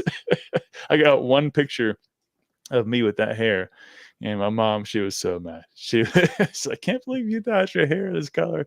And I actually thought it was going to be a different color, to be fair. When I bought the color on the box, it looked completely different to me. And when it came out, I was like, this is not what I thought, but what are you going to do now, right? Let's roll with it. Aqua, yeah. Do you still listen to those bands? Yeah, I do. So I was a big guitar player growing up, so I still have some guitars, but I don't really have time to play anymore. But yeah, I would sit in my room for 10 hours at a time on a weekend just by myself. I'd have, at the time, it was a tape player. We didn't have CDs just yet. I'd play that song over and over again. I'd have the tab book in front of me. And I would just try to learn that song until I learned it. So it was Metallica, it was Slayer, it was Steve Vai, it was all kinds of different, you know, bands. Yeah, that's what I did. That's cool. Ended up playing in a couple of bands later on as I grew up. But yeah, it was fun. It was fun. Yeah. What about you? What kind of music do you listen to? I listen to a lot of metal as well. Yeah. And well, I'm trying to think how to describe it. So my favorite band of the last couple of years is a band called the Tiger Lilies. Okay. And I've heard of them. Yeah. I have no idea how to describe their music. They're three guys dressed as clowns, but like black and white face painted clowns, like sad clowns. Okay. The lead singer sings in like a falsetto voice and plays the accordion. The accordion? Yes, his main instrument's the accordion. He plays like a ton of instruments, but his main one's the accordion. Wow. The instruments, their main set of instruments are the accordion. There's a double bass player and a drummer. And I have no idea how to describe them, but I just really, really love their music. They were top of my Spotify Wrapped for the last 2 years in a row. So if anyone wants to go, if anyone checks them out on Spotify, the album Bad Blood and Blasphemy is my favorite Tiger Lilies album. So I'd say listen to that one. I'll go check it out. It's a good album. I mean, it's very much like you'll listen to 2 songs and you'll know if you want to listen to more. Like it's very much not I could maybe get into this band. It's really I'll listen to them and I'll know straight away, am I going to enjoy this or am I not going to? Okay. Yeah. So you got me intrigued with the accordion. That's interesting. It's unique. I like it. Yeah. So they're one of my favorite bands, and then other last 2 years, well, the top 3 of my Spotify Wrapped have actually been the same for 2 years running. Second was Slipknot for the last couple of years. Oh yeah. And third was MC Lars, the nerdcore rapper. Okay. Yeah. Okay. And then nice. Iron Maiden, Toy Dolls, Rammstein. They've been in. Rammstein. It goes way back. Yeah. It goes way back. Rammstein's one where, because Law really likes them as well, they get a lot of airtime in the car together. I've been fully banned from playing the Tiger Lilies in the car when Laura's with me. She cannot stand them as a band. So she's like, you can listen as much as you want in the house. When you're on your own sorting cards, you can play as much as you want. You're not playing that while I'm in the car with you. Yeah. Fair enough, sweetheart. Happy wife, happy life, right? Yeah. You should play on stream sometime. A little something that'd be awesome. Metal is good. Personally, love everything that depends on the mood. Yeah, the only thing I don't like is country. I can do classical. I can do pop rock. I can do pretty much anything. Just country for me, it just never sat well. I can listen to a little bit of country. I don't love it, but I'll listen to like some Johnny Cash and stuff. I can listen to some Johnny Cash. Yeah, okay, some classics. Maybe I can stand those, but the rest, if it's just real like country, any recent country music, I can't really. I don't really get I can see that. Only love country when I'm in love. Otherwise, forget it. Okay, so this Iron Maiden live. I've seen Iron Maiden live too. Yeah, Nice. they were good. I hadn't seen Iron Maiden. I went to a bunch of Ozfest growing up, so we did Oh, cool. it was basically Ozzy. Yeah. We had, Metallica was there one year. We had like Blink-182, all those kind of bands. It was originally called. We did some Weenie Roast as well. Before they started doing Ozfest, it was a Weenie Roast. They kind of changed the name and went a little different directions, but yeah. Oh, nice. Yeah. Back in the days, early 90s, you guys were still too young. All right. Let's maybe switch over to one area. You kind of mentioned it once or twice here so far, and that's around your contributions. And this may be very wrong, so please do correct me. But okay, were you the creator or partial creator of E4? So I originally created the pro boards that the forum was on. Yeah. There were other people, like I was the one who initially set it up. So I was the head admin of it. There were other people who were then, there were a few people who were involved as admins and mods from day one as well. I had originally created it. I was definitely a part of it from day one. Okay. Like I was member number 1, on the Pro Boards forum. So it was called like CC something. It was UPCCC. It was Ultimate Pokemon Card Collectors Club. It was a intentionally silly name that I think we put on. And originally it was a privated forum because it was just like we wanted a small place for collectors to hang out. So it was like let us know if you want in and we'll let you in kind of thing before it was public. Okay. But yeah, that's so what happened with that? Are you not contributing to that anymore? Or? Well, a few people stole the data from the Pro Boards and they set up a copy of the website basically. And I didn't know. Yeah, it's not on the Pro Boards anymore. Basically, sadly, it was people who were admins and moderators on the Pro Boards forum wanted more control. And obviously I had the admin account, so they couldn't remove control from me. So they created a program which illegally scrapes all the data. And they set up a website that was a recreation of the forum and then basically sent out a mass email telling people that the website was the new official forum and kind of stole it.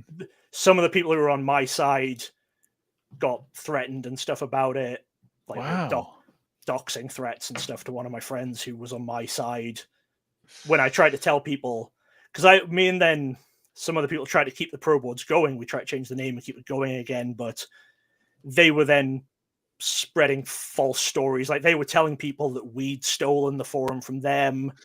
They were telling people a lot of like false stuff. They had the control of the Discord that was attached to it because they'd set that up.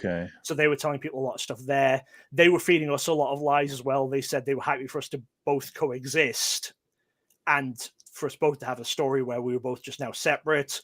But then behind our backs, they were lying about us, and they were encouraging as many people as possible to delete their Pro Boards accounts, which would delete all of their previous posts on the Pro Boards. So it got to the point where the Pro Boards wasn't even a good archive anymore. So I just privated all the boards, and like I had a DMCA claim against the new website to get my data, because they put obviously my data on their new website as well to make it look like all of my posts, to make it look like it was mine. Because the way Pro Boards works is everyone who makes the posts, they own their own data.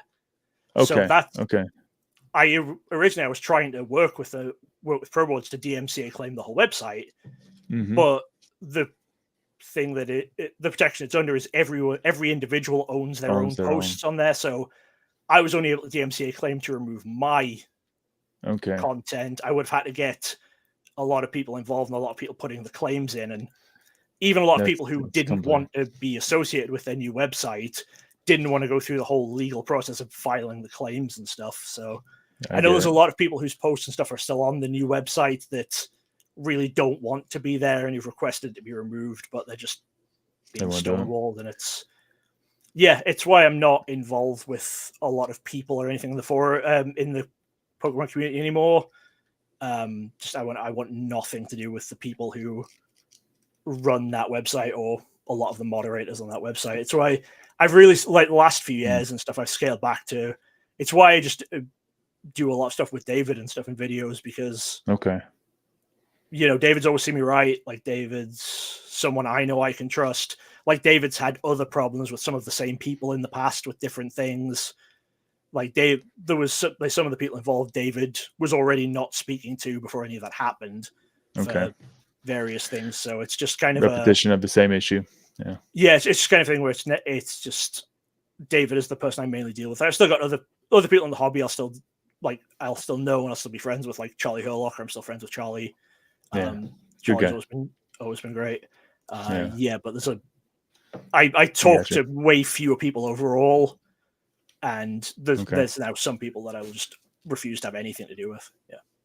I didn't realize that. I thought just because I saw in some of your early videos where you were announcing the new CPCCC, whatever the name of the website was. I was like, oh, okay, this must have been, because I heard somewhere in, I guess, the history that you were a part of E4.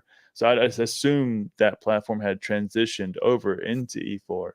So it was a lot of similar. It was a lot of similar moderators and admins, which is why people,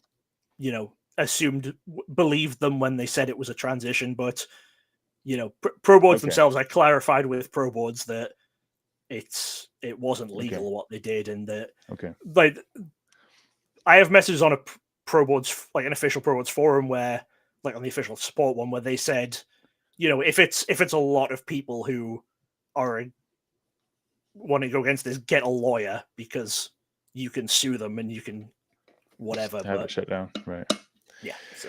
Well, sorry, it's not where I intended to go. I'm sorry that happened. It's a terrible experience, but I mean, it just really, it really shows, like the last few years, especially, like it's money. Like, money ruined a lot. Like, money's been great. Like, a lot of people made a lot of money from this stuff, and I've made some money along the way. But money ruined a lot of people. Like, money and ego ruined a lot of people in collecting. Yeah. Oh, I can do that outside of collecting too. So yeah, it can. Yeah. My point of the question was going to be like the platforms that you're contributing to. So I guess that's not one of them. But you mentioned Cerebi was another one. So you're still contributing there as well? So the big thing I contribute to is Bulbapedia, because Bulbapedia it's set up like a wiki, so anyone can edit it. So if I notice just a new variant that's something small, I can just jump straight on and add it in. But I communicate with Joe and Marty from Cerebi a decent amount too. There's a lot of people from other, like, news websites and stuff. Like, we talked about Ross. I talked to Ross a decent amount. Guardian, the people from Guardian. A lot of it, but it is more now just like the news people, as opposed to like the forums and the investor people that I speak to. Okay, I got you. Forum but the only one you contribute the website to is going to be. The only one I directly put stuff on is Bulbapedia, yeah, just because it has that, like, editing thing. But I'm in chats with lots of other people from other news websites. So a lot of people share stuff with each other. So, like, if I'm sharing stuff like photos of new products I found, like, sometimes you'll see it on, like, places like Guardian and stuff, where if they write up their news article about stuff, they'll credit me for, like, photos and stuff. Which that's nice. Okay. And the reason I was going to get to that was to then speak about or ask the question of, where do you do your research? You're looking for these variants. Obviously, you're not finding them all on your local Target shelf. Where are you going to do this kind of research at? Where are you getting this information? How do you go about hunting down things that you don't even sometimes know exist? So a lot of it is, I mean, I will say a lot of it I do just find in Target when I'm out in Target. The next thing is Verbank City, the Facebook group. I don't know if you know that. It's a Pokemon Facebook group. I do. Has like I do. 30,000 members. Yeah. And it's not even that people are in there trying to talk about stuff and trying to do research, but if something comes out, inevitably someone will post it saying, like, hey, what's this? Where does this come from? and that will then lead me into like, at least if I know what I'm looking for, I can then work backwards and figure something out. So there, I often get the spark of ideas or the spark of whatever's happening from there. And then next to that as well is the chats I have with these other people, these other like news organization sites, because a lot of them are based in different countries. So if something gets released in one country, someone in there will know about it and let everyone else know. And then it just circulates. So we all keep on top of stuff. Oh, okay. Yeah, I mean, just trying to keep my head on how to get the variants and how to dive into the details. It is hard. Yeah, it's a lot. Yeah, I have a lot Kev, of the YouTube link's in the description. So if you want to check it out, everything here for Dan's in the description. Yeah. So as well, I know obviously with Law working the events, and then I know some other professors who will always tell me if something new comes out, like professor related, because they'll know that I want to know. So that's how I first found out about the the Voltorb from 151. Yeah. The professor one has two versions. It has a reverse version with the professor logo, and then there's a much rarer one that also has Cosmos foil with the professor logo that was only given out to mentors at the first event. Like I found out about that because one of the mentors messaged me directly and was like, I know this is something you'll want to know about. And then I posted about it, and it was even some of the other mentors said, I didn't notice mine was different until you talked about it.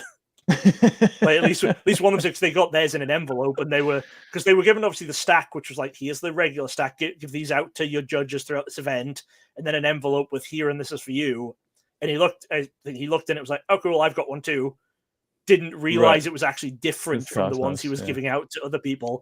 And then it was only when I like posted a video about it, and he was like, oh yeah, I didn't notice. I then went and checked it.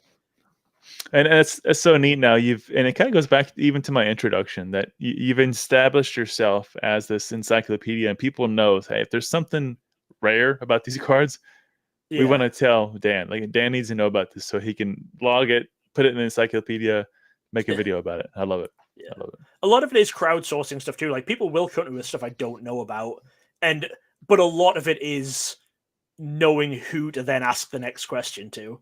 Right, exactly. Like that's everything. Like, deep dive. Yeah, especially for non-English stuff, or if there was some stuff that was like maybe never released.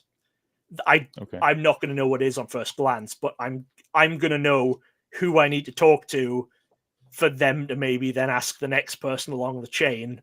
Okay. Because there's a lot of ones where it's like I can speak to someone and they'll say, I spoke to someone here, but I'm not allowed to say who, but I can tell you this. And I'm like, it's like I trust the people that I'm speaking to.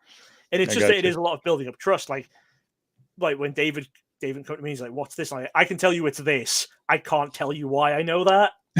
And he's like, okay, well, I'll believe you because I trust you that it's this and there's this amount out there. But I trust the person I spoke to. Yeah, it's like I trust the person I speak to. They trust the person they speak to, and the information's out there. Like a little somebody at the Millennium Print Group, perhaps. But yeah, we won't go there. We won't go there. We'll leave that out. One of the other things I was really curious about, Dan, is I know this is going to be very obscure and abstract to try to put together, but I just would love to hear your thoughts. How do you see the hobby divided up when we think about the players? Because we're going to go into some questions after this, but the players, the collectors, the investors, the scalpers, and the businesses. Like, how do you see, not obviously businesses being Pokemon, but secondary market? How do you see the pie of Pokemon in the TCG space specifically divvied up in those areas? So players, collectors, investors, scalpers, businesses. What percentages would you craft them into? I mean, the very casual collectors are the huge part of the pie. The people who will occasionally pick up a few cards, I think, are the biggest part of the pie. And then, I don't know, like there has been a lot of investors lately. I do honestly think like the more serious collectors, the people who have been collecting consistently rather than just jumping in every now and then, those and the investors and the flippers or whatever and then maybe the players are like a little bit bigger than that. Okay. I mean, I always thought the player base was maybe less than the serious collector base, but no, the player base is huge. Like going to tournaments, you just see it. Yeah. But I think the player base is definitely bigger than the collector investor base. But it's the casual purchasers, casual on and off collectors who will buy 10 packs from one set and then skip a couple of sets or whatever. Those are obviously the biggest part of the pie for what sells for Pokemon. Yeah, in terms of value of dollars. I guess players don't really buy cards, but there's a I think they're bigger than us as collectors in terms of the sheer number of people involved in the hobby. What do you think is the importance of each of those areas, though? Because they all serve a purpose, good or bad, in keeping this hobby growing, alive, moving. What would you maybe just give a little spiel about each one? What do you think the importance is of, let's just start with the players. Yeah, so Pokemon is very different to most TCGs because it has that casual area of, like we talked about the kids that just pick up a pack as they're walking past it. It's right at kid height in Target. Because it has that audience, Pokemon could survive on that audience if it needed to. With most of the TCGs, its players are the most important thing. Like I genuinely think if a new TCG is launching, it should be aiming itself 100% at players.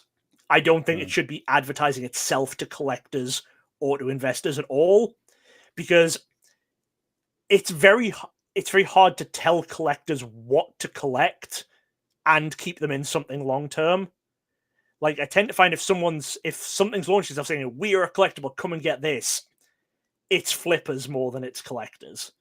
Collecting actual like long-term collecting, people who are going to be collecting something for years, they get into it because they enjoy it, not because someone's told them it's collectible. And if you're launching a brand new TCG, investors who buy your product, like investors in your company are great. Investors who buy your product are actively terrible. Do you know the game Flesh and Blood? Flesh and Blood changed how it was releasing sets because investors were ruining its game. Because Flesh and Blood did first edition print runs the way Pokemon used to. You'd have the first edition release, and then a little bit later you'd have the unlimited release of the set. Right. And investors were just buying up all the first edition stuff, so their players couldn't get it.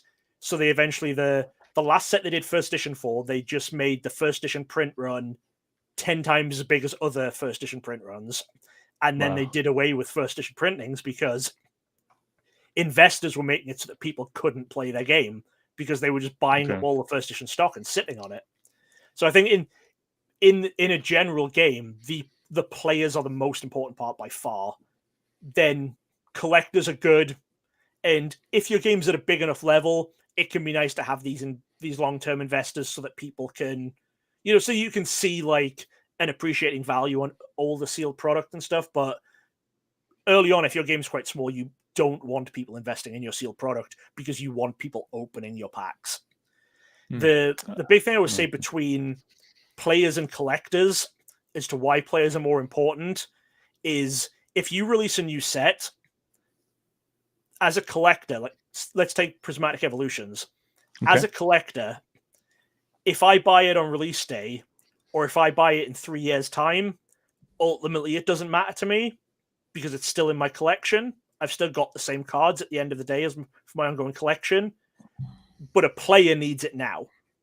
If there's a good card in the set, the players, they need it now because they have a tournament next week.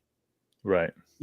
They can't just say, we're not going to buy this set, we'll wait 3 years. Yeah. They have to get the new cards from the new set.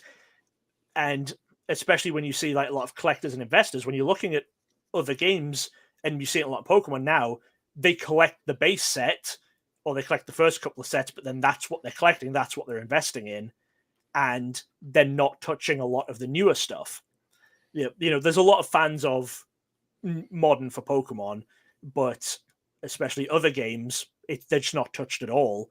the collectors are going after the first couple of sets. Okay. Players are what keep the new sets selling. And it's the thing you say when people talk about how they wish Pokemon didn't keep printing a set for 2 years. You know, basically every set's in print for about 2 years in one way or another. And it's like, no, it's in print for 2 years because it's standard legal for 2 years. It's in the standard format. Players need to be able to get these cards because TCGs have to prioritize players. That's how I always see it. Because I've collected TCGs that aimed at collectors and like didn't care about their players, and they didn't last long. Yeah, we've seen it a few times. I won't throw out names, but it definitely gives that perspective that I knew I play. I mean, I still play. Yeah. But I didn't quite articulate it to myself the way you just did. So I really do appreciate it. I think Kevin shares the same sentiment here. So, you know, wow, you know, you think you know, but you don't. Appreciate the knowledge. I hope I'm not talking too much. No worries, Kevin. It's not a problem at all. I think it's a really good point of view, and I see you in here, Pete. Good to see you, Pete. That shoe. I'll pull up your question here in just a minute, my friend. But looking at the player base, and I like how you staggered players first, collectors, and then investors. And if you take that tiered approach, you could have a long-lasting, persistent, sustainable game. Yeah, I mean, that's what you need. Like for the long-term goal of a long-lasting game, you need the players first. I say, if we're talking specifically Pokemon is the exception because it has that casual child market that no other game has. Like, no kid is walking through Target and going, "Oh, can I have this pack of Magic the Gathering?" You know, they're pointing at the blister pack, the blister pack or something with the one pack of Pokemon in it. Yeah, right. No sure. Other game has that Pokemon has. Like, it doesn't have the even games based on big franchises. Like, no other TCG has as big a franchise appeal to the occasional thing that Pokemon have. Like, even stuff like Digimon, it's like I can't imagine the kids going like, oh, I want a pack of Digimon cards, and it's like, okay, I'm gonna get my kid this so we'll be quiet in the car on the way home. Yeah. But Pokemon has that market. If you had Lorcana, Digimon, and Pokemon, I still think it's gonna be Pokemon. It is, yeah. Like Lorcana. Like, I love Lorcana, and I think they're doing great things at the moment. They're definitely improving from the way that they were. I think they had a bit of a rough launch initially with Lorcana and a dodgy first year, but they're definitely improving. But yeah, even recognizing the Disney characters, the kids like Pokemon. Enough. Like, we give out the trick or trade packs at Halloween every year. We do too. Yeah. For the last few years, and they go crazy. You wouldn't believe they scream. Pokemon. Yeah, so much. It's wild. Even before they did those, we did our own just a sleeve with like a couple of basically a made up pack of like a holo and a few commons and uncommons just in a sleeve, and we gave those out at Halloween, and kids were freaking out at getting Pokemon cards. Like, they were so excited. They would run back to the car, telling the mom and dad they got Pokemon cards in their bag. It was fun. It was fun, man. I loved it. Yeah. I agree with you. We'll go back to Peak here for a second. Yeah, Peak, we were just talking about it. I don't know if you missed that part of the conversation, but I don't think we ended probably on the question that you're asking. So what was the end resolution? Was it just an open lawsuit that you have with them, Dan, or where do we end with the E4? There was never a lawsuit because when I refiled the DMCA claim just for my own data, they did then cooperate with it. When I was requesting my data removed, they did everything they could to not remove my data. But as soon as I filed like an actual DMCA claim, they had to remove it, and they did. So there was no further lawsuit that I put. There wasn't really a resolution outside of like they have bigger voices than me in the community, and they will continue to lie to people about what happened and tell people that I was the one doing stuff wrong. When like they post after I did a video with David talking about it, they post a thing on their forum, which I again followed up with another video, but they literally linked to the Pro Board's official post where it says in black and white that what they did was illegal, and they still justified it that they did it because they wanted to. Like, they Some of them just have such big egos they think they're above the law, basically. There's no good resolution. They'll continue to lie about me. I'm always happy to tell people the truth of what happened. Obviously, I'm not feeling great about it. Like, it really sucks that it happened. And yeah, there's nothing much more to say, really. Like, it's not a good situation in any way. Like, I really hate that it happened. Yeah, I just don't think we landed on that concrete outcome. So thanks for following up there, Peak. But we did speak about it a little bit earlier too. So if you get a chance to go back and watch, I think we spoke about it for maybe 5 or 10 minutes. Kev says 100% Pokemon. They know us. Yeah, you got that right. Adults that invest, but they market them too. Yeah, and it all works. I mean, they hit us from all angles. Last few years, Pokemon has been doing a lot more stuff to hit a lot more audiences. Like, we've got the special release collections with the limited time boxes and stuff. That's way more marketed towards the collectors. Like, when you're this far into the game, you can do stuff that's way more for the collectors and maybe way more for the investors in some way. You mean like the PC ETBs? Yeah, that kind of thing. That's way more collector or sealed investor kind of thing. Yeah. Rather than being like, those obviously aren't specifically player focused. But once you're this far in and you've established, your player base and everything. But as I've said, you still have to have the player base in the forefront of your mind. Just once you're established, you don't have to be 100% marketing to the player base. You can throw some crumbs out for us. But like I said, the nature of collecting is, like, even if Pokemon never made anything for collectors, I'd still collect it because I enjoy Pokemon cards. Like, when you think about it, if you look at base Jungle Fossil, none of that was really made for collectors. Like, especially because it comes straight over from the Japanese sets. They were made to play the game. Base set, I think the percentage is, if you open a base set pack, there is a 54% chance that you're rare as a trainer. That ain't for collectors. That set's not made for collectors. But look at how many people collect it. Right. Because they like it, because they have the nostalgia, they have the attachment to it. And that's what I said about the people that come right out of the gate with their new set or their new TCG and go, you want to collect this. It's like, you don't. You're not going to get actual collectors that way. You're going to get flippers and investors. You're going to get people who will buy a lot of it because they think they can make a lot of money on it tomorrow, and then they'll be gone by the time you're releasing set 3 or 4.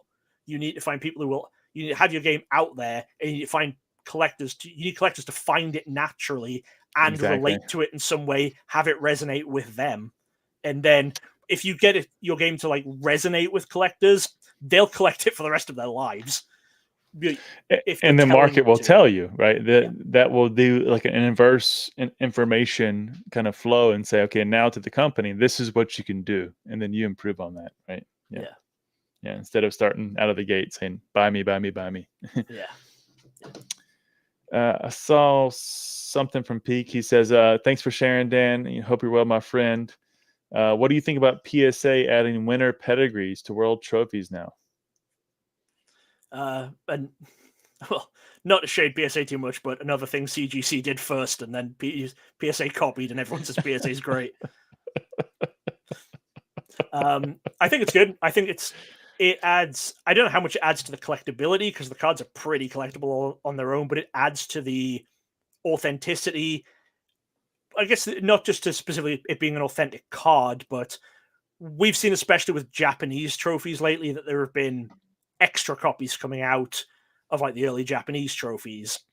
And I know for a fact there are at least a small handful of English trophies which are extra copies out there, which are copies which weren't given to winners. I think it's a very small number from what I know of actual English trophies. It might just be one set of 4, but the fact that if you can get it authenticated, say this came from this winner, it does let you know going forward that, oh, this was definitely a copy that came from a winner. This was the winner that it came from. Right. I don't think David's never going to do it or not anytime soon. One, because it would take us a long time to put together the definite list of who we got every card from. And also, some of the winners, especially in recent years, they've asked us to keep them anonymous for who we actually bought it from. So. Yeah. But yeah, it's really cool. It's like especially good if a winner wants to get their card graded just to keep. The fact that their name is on the label is really awesome for them too. Like I think, I think for PSA, Todd was one of the first people to do it. I think, like Todd got his name. Todd obviously sold it, but he got his name on the label. He did like a big collaboration with PSA, and I think some of the more I've had some more people contact me recently for a few older trophies saying, "Do you know who David bought from in this year?" Because they got another copy and they're trying to track their copy back to the winner to get it pedigreed. So they're trying to like eliminate David's from the running of which of the 3 or 6 winners they're trying to contact here. That's pretty neat. I didn't realize PSA started. Was that recently? A couple of years ago, I think PSA did. I think CGC were doing it had done it first for a few different trophies. Yeah, because I mean they did it back. I know they did it back when they had blue labels still. So I remember exactly. And then PSA started doing it not long after. And I think Todd's from, I think was it 22 or 23 was Todd's, but either a year or two ago for Todd's one. I think was the first one that they made a big deal out of the fact that they did it because Todd graded himself. Todd worked with them. Todd like when it was being auctioned, Todd worked with the auction and stuff to make a big deal out of it. So that's when I first realized they started doing it. And then cool. I know Beckett did it this year as well because Beckett had a like pop-up grading thing just across the road from the convention center in Hawaii. And what Beckett did was they had the winners like sign an autograph and they printed the autograph onto the label as well. If they got them graded there on site. So I'm pretty sure Jesse Parker from Ohio, who got third place, I'm pretty sure he did that, and he had like his own signature on the label as well. That's cool. I like that. I like Jesse. Yeah, he was playing the Maridon deck, I think. Yeah, it just got announced today. He's getting his deck printed as one of the 4 world decks. Yeah, they just announced today which 4 decks were getting printed, and I saw cool. his was one that was because I posted it in a local Ohio group and was like, "Hey, Jesse's getting his deck printed." Nice. Yeah. I like his Maridon deck. I like Jesse too as a person. He seems really cool. Yeah. I missed that one. Sorry, Kev. You see that in the base, you get double Pokemon too, because they were for boosting your decks. In the base packs, I don't think you could. I don't think you ever got duplicates of Pokemon in base set packs that I know of. I don't recall. And I know in Legendary Collection it was set up that way because Legendary Collection was a set built to play sealed or draft with. Well, mainly sealed. So in Legendary Collection, I believe it was set up where if you pulled a Holo Charizard, you would get a Charmeleon and 2 Charmanders in your pack because it was set to play sealed. Right. I don't think base set, from what I've opened of base set, which isn't a ton, I don't know if it was definitely set. I don't think it was set up that way. And I don't recall ever seeing you getting duplicate cards in a base set pack. Yeah. I don't recall it because I know I've seen maybe at least a partial evolution line, but that's about it. Yeah, and it wasn't like guaranteed. Like if you open a base set pack and you pull an Alakazam, you're not guaranteed to have Abra and Kadabra. Whereas Legendary Collection, you were. It was a guarantee that whatever your rare was, you would get the stuff to evolve into it because it was made for not just for play, but it was made to like play just opening a couple of boosters and playing the cards straight out the booster without really deck building at all. Exactly. Early on. Yeah. Pete kind of following up saying, I'd love to see people collect, player-specific memorabilia. I'd love to see the star of the championship make their particular trophies more sought after, similar to like sports icons. Yeah, I think it goes back to what we were speaking about. And I didn't realize they did the signature. I think that's really special too. I think it's only Beckett that does. It's only Beckett that does the signature, as far as I know. I don't think either PSA or CGC did the signature. That'd be nice though. It wouldn't be a bad thing to add for sure. I'm not sure if it's something that Beckett continued doing or if it was very specific to just that the pop-up store at the event or not. But Max, welcome. No worries. If you're just waking up, catch it up, watch it at 2x, and we'll catch you a little bit later, my friend. Boondock, good to see you as well. Thanks for stopping in. No worries, man. Watch it back when you get time. I appreciate you stopping by.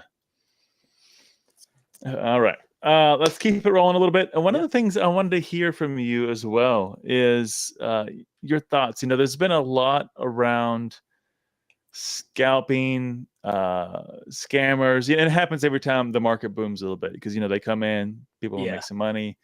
But there's always also the same loose conversation, just not as loud when it's not as hot. And that usually sits around when you buy something and you sell it at market price, but the market price is not aligned with the MSRP. And then when does that start to become okay? Because it's more of a, well, as the set gets older, it's out of print. Now, whatever, XY Cosmic Eclipse or Sun and Moon Cosmic Eclipse, I should say, is $800 a box. Well, that's okay. Everybody accepts that. And that's the market price. But if you would have done that at release, you're a scammer and you're a scalper. So just wondered if you had any constructs and thoughts on when is it okay to sell at the market price, if it ever is, when market price is above MSRP? And how does that maybe relate to print dates and out of print? And how do you see that in your mind? Market price is market price, If you don't complain when you can buy the MSRP $100 box for $80, don't complain when you have to pay $120 for it. Right. This is collecting isn't a necessity; it's a luxury. Okay. Well said. You either go by market value or you don't, and you have to go by market value because you can't say, oh, it's not worth 200. It's like, well, it is because people are paying it. Because if people weren't paying it, they wouldn't be selling it for 200. That's how it has to be. I've always said if people took all of the anger that they have around people, buying out TCG box and selling for a higher price, and they put 10% of that energy to get annoyed to when people do it to houses and medication, maybe we'd be in a better place. They're like, oh no, it's fine that this guy owns 10 houses while people sleep on the street. What? I can't buy a Surging Sparks box. This is an outrage. $150. You guys are crazy. Yeah. Get your actual priorities in order in the world. And the people talk about how everyone's scalping and scamming, and even if you assume scalping is like buying out a store to resell it, if you define scalping as that, I bet it's happening like 10% of the time people think it is. Because people go into stores and like, there's no cards here. Like we see with 151, like social media all the time is now. I went into my Target and 151 got restocked this morning, and when I went at 4 p.m., there was none left. It must be scalpers buying it all out. It's like, yeah, or it's a popular set. And like a load of people want to collect it. Absolute ridiculous main character syndrome of what? I'm the only real collector and I couldn't buy it. Everyone else is a scammer. It's like when you see when they were during the pandemic and stuff, when people were like all showing up at Walmart at like 8 a.m. or something, waiting for the truck to come with the restocks, and they'd be posting photos of like, oh, look at these other 10 people here are all scalpers waiting for this box. I'm glad I'm here to get my box because I'm not a scalper. It's like, you look the same as them. Other people have other lives. You're not the only one who likes this stuff. Like, you're there at the same time in the morning waiting for the boxes to show up. Yeah, I'm glad I got there at 9 a.m. and got my box because all these other people showed up at 9 a.m. to get their box. Clearly, they're scalpers. You're all the same. Like maybe they went home and they opened it. I've had people tell me as well because I bought like a ton of what even was it? Like one of the last few special sets. I can't remember what it was, but I bought like a ton of it on release. So I was opening it and I showed off. I opened a load of it on a video. People like, oh, you're scalping this. I'm not reselling it. This is mine. And like, well, that's also bad. Why can't I have it? It's like, what? Did you try to buy it? The thing is, if you have a problem with like market values, or if you have a problem with the idea of people buying stuff out to resell at a higher price, then do find a different hobby. Like don't collect things, because if that's a mental hurdle for you, that's something that's never going away. Like, yeah, in an ideal world, there would be enough stuff that we could all buy as much as we wanted at MSRP and never have to pay above MSRP. but that's not how collectibles work. That's not how the printing of this stuff works. So if you can't get over that mental hurdle, then you might just have to find something else to do. Like it's unfortunate to say, but the whole idea of collectibles and the way, I mean, you have to dismantle capitalism to get past that mental hurdle. And as much as I would be in favor of that, we're not going to do it today on this podcast. So you're going to have to make peace with it. As many problems as I try to solve, I won't be tackling that one. I'm sorry, ladies and gentlemen. Yeah. Kevin says he has to run. Thanks so much. Looking forward to catching the rest of it later. And good to meet you, Dan. Thanks for stopping by, Kevin. Thanks, Kev. Appreciate it, buddy. Lurkin Lowry stopped in. Good to see you, Lurkin Lowry. Thanks for stopping in, my friend. Good to see you. All right, so we're not solving capitalism. I guess I'll move on. Yeah. One of the things I was also curious about, and we kind of touched on it a little bit earlier, but I would love to hear maybe a bit more depth of, if you were to create a TCG yourself today, what would you create and how would you manage it? Well, I straight up wouldn't, because okay, just no. I've played a little bit of a lot of TCGs, but I haven't properly played enough TCGs to think that I could build a good game around a TCG. Really? Okay. I don't think I could. I don't think that's where my strengths lie. My strengths obviously lie in the collecting, and I think if someone made a game system and there was a company opening for marketing and creating the types of products, if someone else made the actual game, made the game mechanics, I definitely think I could be good at being involved in the what kind of products do we make, what kind of blister packs, what do we do here. I think that's where my strengths would lie, but I don't think I could make a game system. Okay. And I would have it would all come down to that. That would be the fundamentals of, is this an enjoyable game to play? Rather than me saying, oh, I make a game based around, I come up with a great idea of basing it around, we can make this game I like time travel. Make time travel based game, or you make a dinosaur based game. It doesn't matter what it's based around, it has to be fun to play. And it would take me a lot more work than I can come up to with a quick answer right now as what I would do. All right. I honestly thought that you would create just an amazing game. I think if you put yourself to it, you probably could. Time travel dinosaurs sounds like a good start.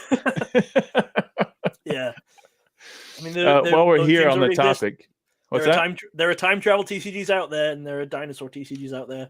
We just got to put the two together, man. Put it together. Maybe it's a new cryptid. You can submit it over to Charlie for MetaZoo. For MetaZoo, just as a dinosaur on a time machine. What do you think about Charlie buying out MetaZoo? How do you see it? What do you think is going to happen? Hopefully, it's going to be a good game for once. Yeah. MetaZoo was everything you to do wrong in launching a TCG. It was everything we talked about previously. Yeah, literally, MetaZoo's initial launch was what to do if you want to make a lot of money now and then go out of business. No longevity, yeah. Yeah, that's all it was. It was collect this. Oh, here's 10 people with Patreons telling you to invest in this because they've already invested in it. And they weren't releasing sets at a good schedule. The gameplay was trash. And it didn't work because they were putting it to the wrong people. It was all of this collect this because this is the special one tied to Steve Aoki's new album, and then no one's showing up to their regionals tournaments. And doesn't matter how many people buy the Steve Aoki collaboration, that's not how you drive the game. You drive the game by players. And it's quite funny. We've talked about it on Columbus Card Guys quite a bit, because one of the people who's in our audience quite a lot, because they used to do a Flesh and Blood podcast with Jordan. There's a guy I met once who went to a Lorcana tournament together. His name's Dagan White, and he's one of the best TCG players I've ever met, across TCGs, because he is really good at just picking up a game and being able to play it. Okay. The Lorcana tournament we went to with him, it was he had played the least out of all of us. I don't think he'd really played it before we went to the tournament, and he top 8'd, because he is just good at card games. He's good at reading what's important at where and what card games. So he talked a lot about MetaZoo for a while when it was out, just saying, yeah, it's really simple. Like, this is a really easy card game. You know, there's no depth to it. It's not fun. And the few people who did play MetaZoo were apparently just like really shit talking him. Like, no, you should come to a real tournament. You'll see what it's like. We will smash you. You get yourself down to a real tournament. So he did. He went to a real tournament, 9-0'd day one, didn't drop a game, tweeted that night saying something like, yep, knew it was easy, looking forward to winning the whole thing tomorrow. And MetaZoo banned him overnight and DQ'd him from the tournament for unsportsmanlike conduct for tweeting that he was going to win the tournament. They put him on it was equivalent because they put him on a 3-year ban from tournaments, and his ban lasted longer than MetaZoo did. They went out of business before his ban ran out. But I mean, his ban is re-established with Charlie. What do we do? We said that when we first talked about it, when Charlie bought it, we talked about it on the podcast. I was like, and John was like, you have to go to this guy and you have to tell him to unban Dagan White. And I was like, I imagine he has better things to worry about, so he probably will. But that was the whole thing with it. Like, when in the original MetaZoo Discord, it was like you got banned if you used the poop emoji to react to something, because it was like the guy who ran it could not take criticism. And that was the failing of it. It's if anyone said anything other than "you've made the best game ever," he'd ban them, and then, you know, he was left with only yes men who would tell him he was doing everything right, and then he went out of business. So, yeah. I think Charlie has a pretty good handle on it, and yes, I'm excited. I'm excited. I watched the full he did like a 2-hour interview with someone right after he bought it on another channel. I watched all of that, and then what the things he was saying was really good. Like obviously Charlie said that this was a thing that for him, he'd be happy to be into it for 5 years, 10 years, 20 years. Like, this was the slow, natural build-up that he was looking at. He emphasized, you know, consistent set releases is good. That's the starting point. You know, you need to reestablish some trust with the brand. And I really think he will. And I think he said the only people from old MetaZoo who are coming back are some of the artists. And no one who was involved in design or development is coming back, which is good, because you don't want those people back. Fresh start. It would be nice. And I think that's the way he put it. It'd be a fresh start. Yeah. I'm excited. I was never into it the first time, but if Charlie's behind it, I'm happy for him. And yeah, he has my full support. When it first got announced, I really liked the idea of it, because me and Laura are both into the stories behind cryptids. Mm-hmm. Like, we really like we're both fans of TV show Supernatural. Yeah, obviously the early seasons of that were like Monster of the Week cryptid based, which was really fun.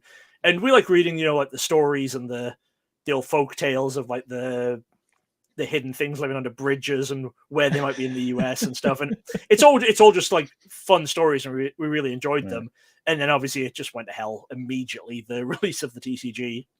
So the only stuff I ever actually bought from MetaZoo was I bought some of the Kuromi one, the like Sanrio Hello Kitty crossover that they did, just because I really love Kuromi, the character that they put on. So that was the only stuff I actually bought of MetaZoo. So I might buy. I mean, I'm assuming whenever Charlie's first set comes out, I'll buy a box at least and have a look, give it a go, and then see where I go from there. Yeah, I'll do the same thing. I might even give it the TCG a try in terms of playing. So we'll see where it goes. We'll see. Yeah, as long as there are no cards in there that would literally kill me, because there was in the original MetaZoo, half of the cards. I don't know if people know, in Pokemon, the Birthday Pikachu card was one of the first cards ever banned from tournaments, because it had an attack where if it was your birthday, it did extra damage. So it was banned from tournaments because they were like, well, this is ridiculous. There's no way we could check that for everyone. It's stupid to have this outside influence affect how the card works. And about 25% of MetaZoo cards were like that. There was stuff like, if there are balloons in the room, do this. And if you've been to, it's like, oh, if you've been to a wedding in the past week, this does extra damage. It's like, how are you going to check that? And then there was one card which was literally like, every time your opponent breathes, like their character takes 10 damage or something. Like, all right, well, I have severe lung problems, so that if I play against that card, it's like, am I going to die in the game or in real life first? Like, I've got to win this quickly or I'm going to pass out. Let's hurry this up, guys. Let's hurry this up. Yeah. Oh, that's funny. Hopefully they get rid of that nonsense, and then it might be a good game. Yeah, get more of the strategy. Get more of the strategy. Yeah. Ryan, I've been watching you support all of our friends here in the YouTube space and the community, so I appreciate you posting the links. As always, man. Much love, buddy. Gerald's jumping in. He says, I've been lurking for a little while, enjoying the conversation. Yeah, no worries, man. Thanks for stopping by, Gerald. Good to see you, buddy. Guys, if you have questions too, we're trying to probably do a little bit here. We'll be wrapping up in the next little bit, and we might do just a open non-Pokemon, non-TCG, whatever it may be, Q&A at the end. We'll see. But if you have any questions, feel free to drop them in the chat. We'll try to weave it in here before we wrap up. Okay, guys? We'll move it a little bit now to just the personal side. I think you're 36 now, 35? I am 34. 34. As of 38 minutes ago. Today's your birthday? Yeah, this podcast lasted so long, I've aged up. I was 33 when we started recording. I'm 34 now. Are you serious? It was genuinely serious, yeah. Happy birthday, buddy. Thanks. I didn't realize we're going to break in your birthday. That's awesome, man. Well, 34. We've had such a long podcast. Yeah. How many times can you say you've been on a podcast and you've aged up? Yeah. I mean, dude, I'm happy to be a part of that. Grew up in the UK. I mean, again, happy birthday. I'm so excited to be here with you. Thanks. Grew up in the UK, two brothers, as you said earlier. Yeah. One of which you collected Pokemon with. Yeah. What was your childhood like? What did you guys do? Like, where did you live? What was the neighborhood like? Other than collecting Pokemon cards, what was your kind of go-tos? So I lived in the northeast of England. So Okay. I was in a place called Washington, which is between Newcastle and Sunderland. Okay. I think a decent amount of people probably heard of Newcastle. Yeah. Maybe not so much Sunderland, and didn't know there was a Washington there. It's got the house there. We live really close to the house that's like, I think was allegedly George Washington's birthplace or something. Okay. I think they said that. I would have to fact check that, but I think the tourist board claimed that. But yeah, other than Pokemon, it was PlayStation games. Okay. Was a big thing growing up. You know, we had the PS1. Well, we had the Mega Drive first, which was the Genesis. Okay. It's the UK name for the Genesis, and then we had the PlayStation 1. So, yeah, well, the only games I remember were the Tony Hawk games. Were the big ones. Awesome. I know we had a lot of PlayStation games, but Tony Hawk, well, Crash, Spyro, a lot of games like that I'd always play. Okay. Yeah, I mean that was a lot of it. Really was PlayStation and video games, card games, and then my mom's when we stayed with my mom, she had we lived with my mom and went to my dad's occasionally. But my mom and stepdad had a caravan, so for a couple of years we'd often on weekends or for holidays we'd go and stay at the caravan. It was only like 45-minute drive away from home, but it was out in way out in the countryside in like this really old, like what you would imagine if you imagine like a village from the war. Like if you said like draw an English village from the middle of the war, this is the kind of thing you'd draw. Like there was the old brick pubs with the coal fires and the pool tables, that kind of thing. That's cool. That's cool. Yeah, so that was a lot of what we did, and then it was I think every other weekend at my dad's. Okay. Just staying there, and then my grandparents would take us abroad on holiday basically every year, which was nice. We got to like different places, a couple of weeks a year. Yeah, mostly like just around Europe. So we went to Spain and most of the Canary Islands, stuff like that. Greece one year. Awesome. So we just got to do a bit of traveling outside of England as well when we were younger, which was really nice. Very cool. Yeah, for us, it was somewhat similar, but obviously I didn't travel out of the country too much. My grandparents would take me to different states. We would go camping. I mean, it's a similar kind of thing. Like leaving the state over here is more similar to leaving the country over there. Yeah, it's distance-wise, it's about the same. But we would go camping, and they would just take us to different places. They had a camper at the time when I was growing up, and so they lived in West Virginia, and so I'd go stay in West Virginia, and we would basically take the camper or the van or whatever we had at the time, go out there, stay for a couple of days, hike, cook on the fire and all kind of fun stuff, and come back. And I would usually stay, not every summer, but I would stay either with my grandmother or my aunt during the summers when we were off during break. And yeah, it was a blast. When my aunt, though, we would actually just she lived in Ohio, ironically, and I would just work at the pet store for her. So I would basically just be working under the table, making a little bit of money, and then just running amok in the streets and the parks when I wasn't there at the pet store. That was what we ended up doing for most of our summers, but it was a good time. It was a good time. I've driven through West Virginia a decent amount because Law's parents live in Virginia, so drive from Ohio to Virginia. We pass through Pennsylvania and West Virginia for most of the drive. So, I mean, we're driving out there on Sunday night. Actually, we're going over for Christmas. Yeah. So it's Thanksgiving in Ohio, Christmas in Virginia.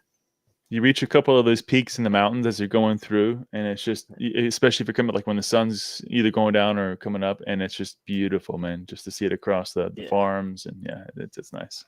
West Virginia is where I wrote a car off a couple of years ago because we were driving back from Virginia at night and just on a main road, and then just suddenly there was a deer. And then I'm still salty about this today. I maintain that car was not a write-off because I did an emergency stop and I still hit the deer at some speed. It went. I mean, the deer was a write-off. The deer was gone. But we drove.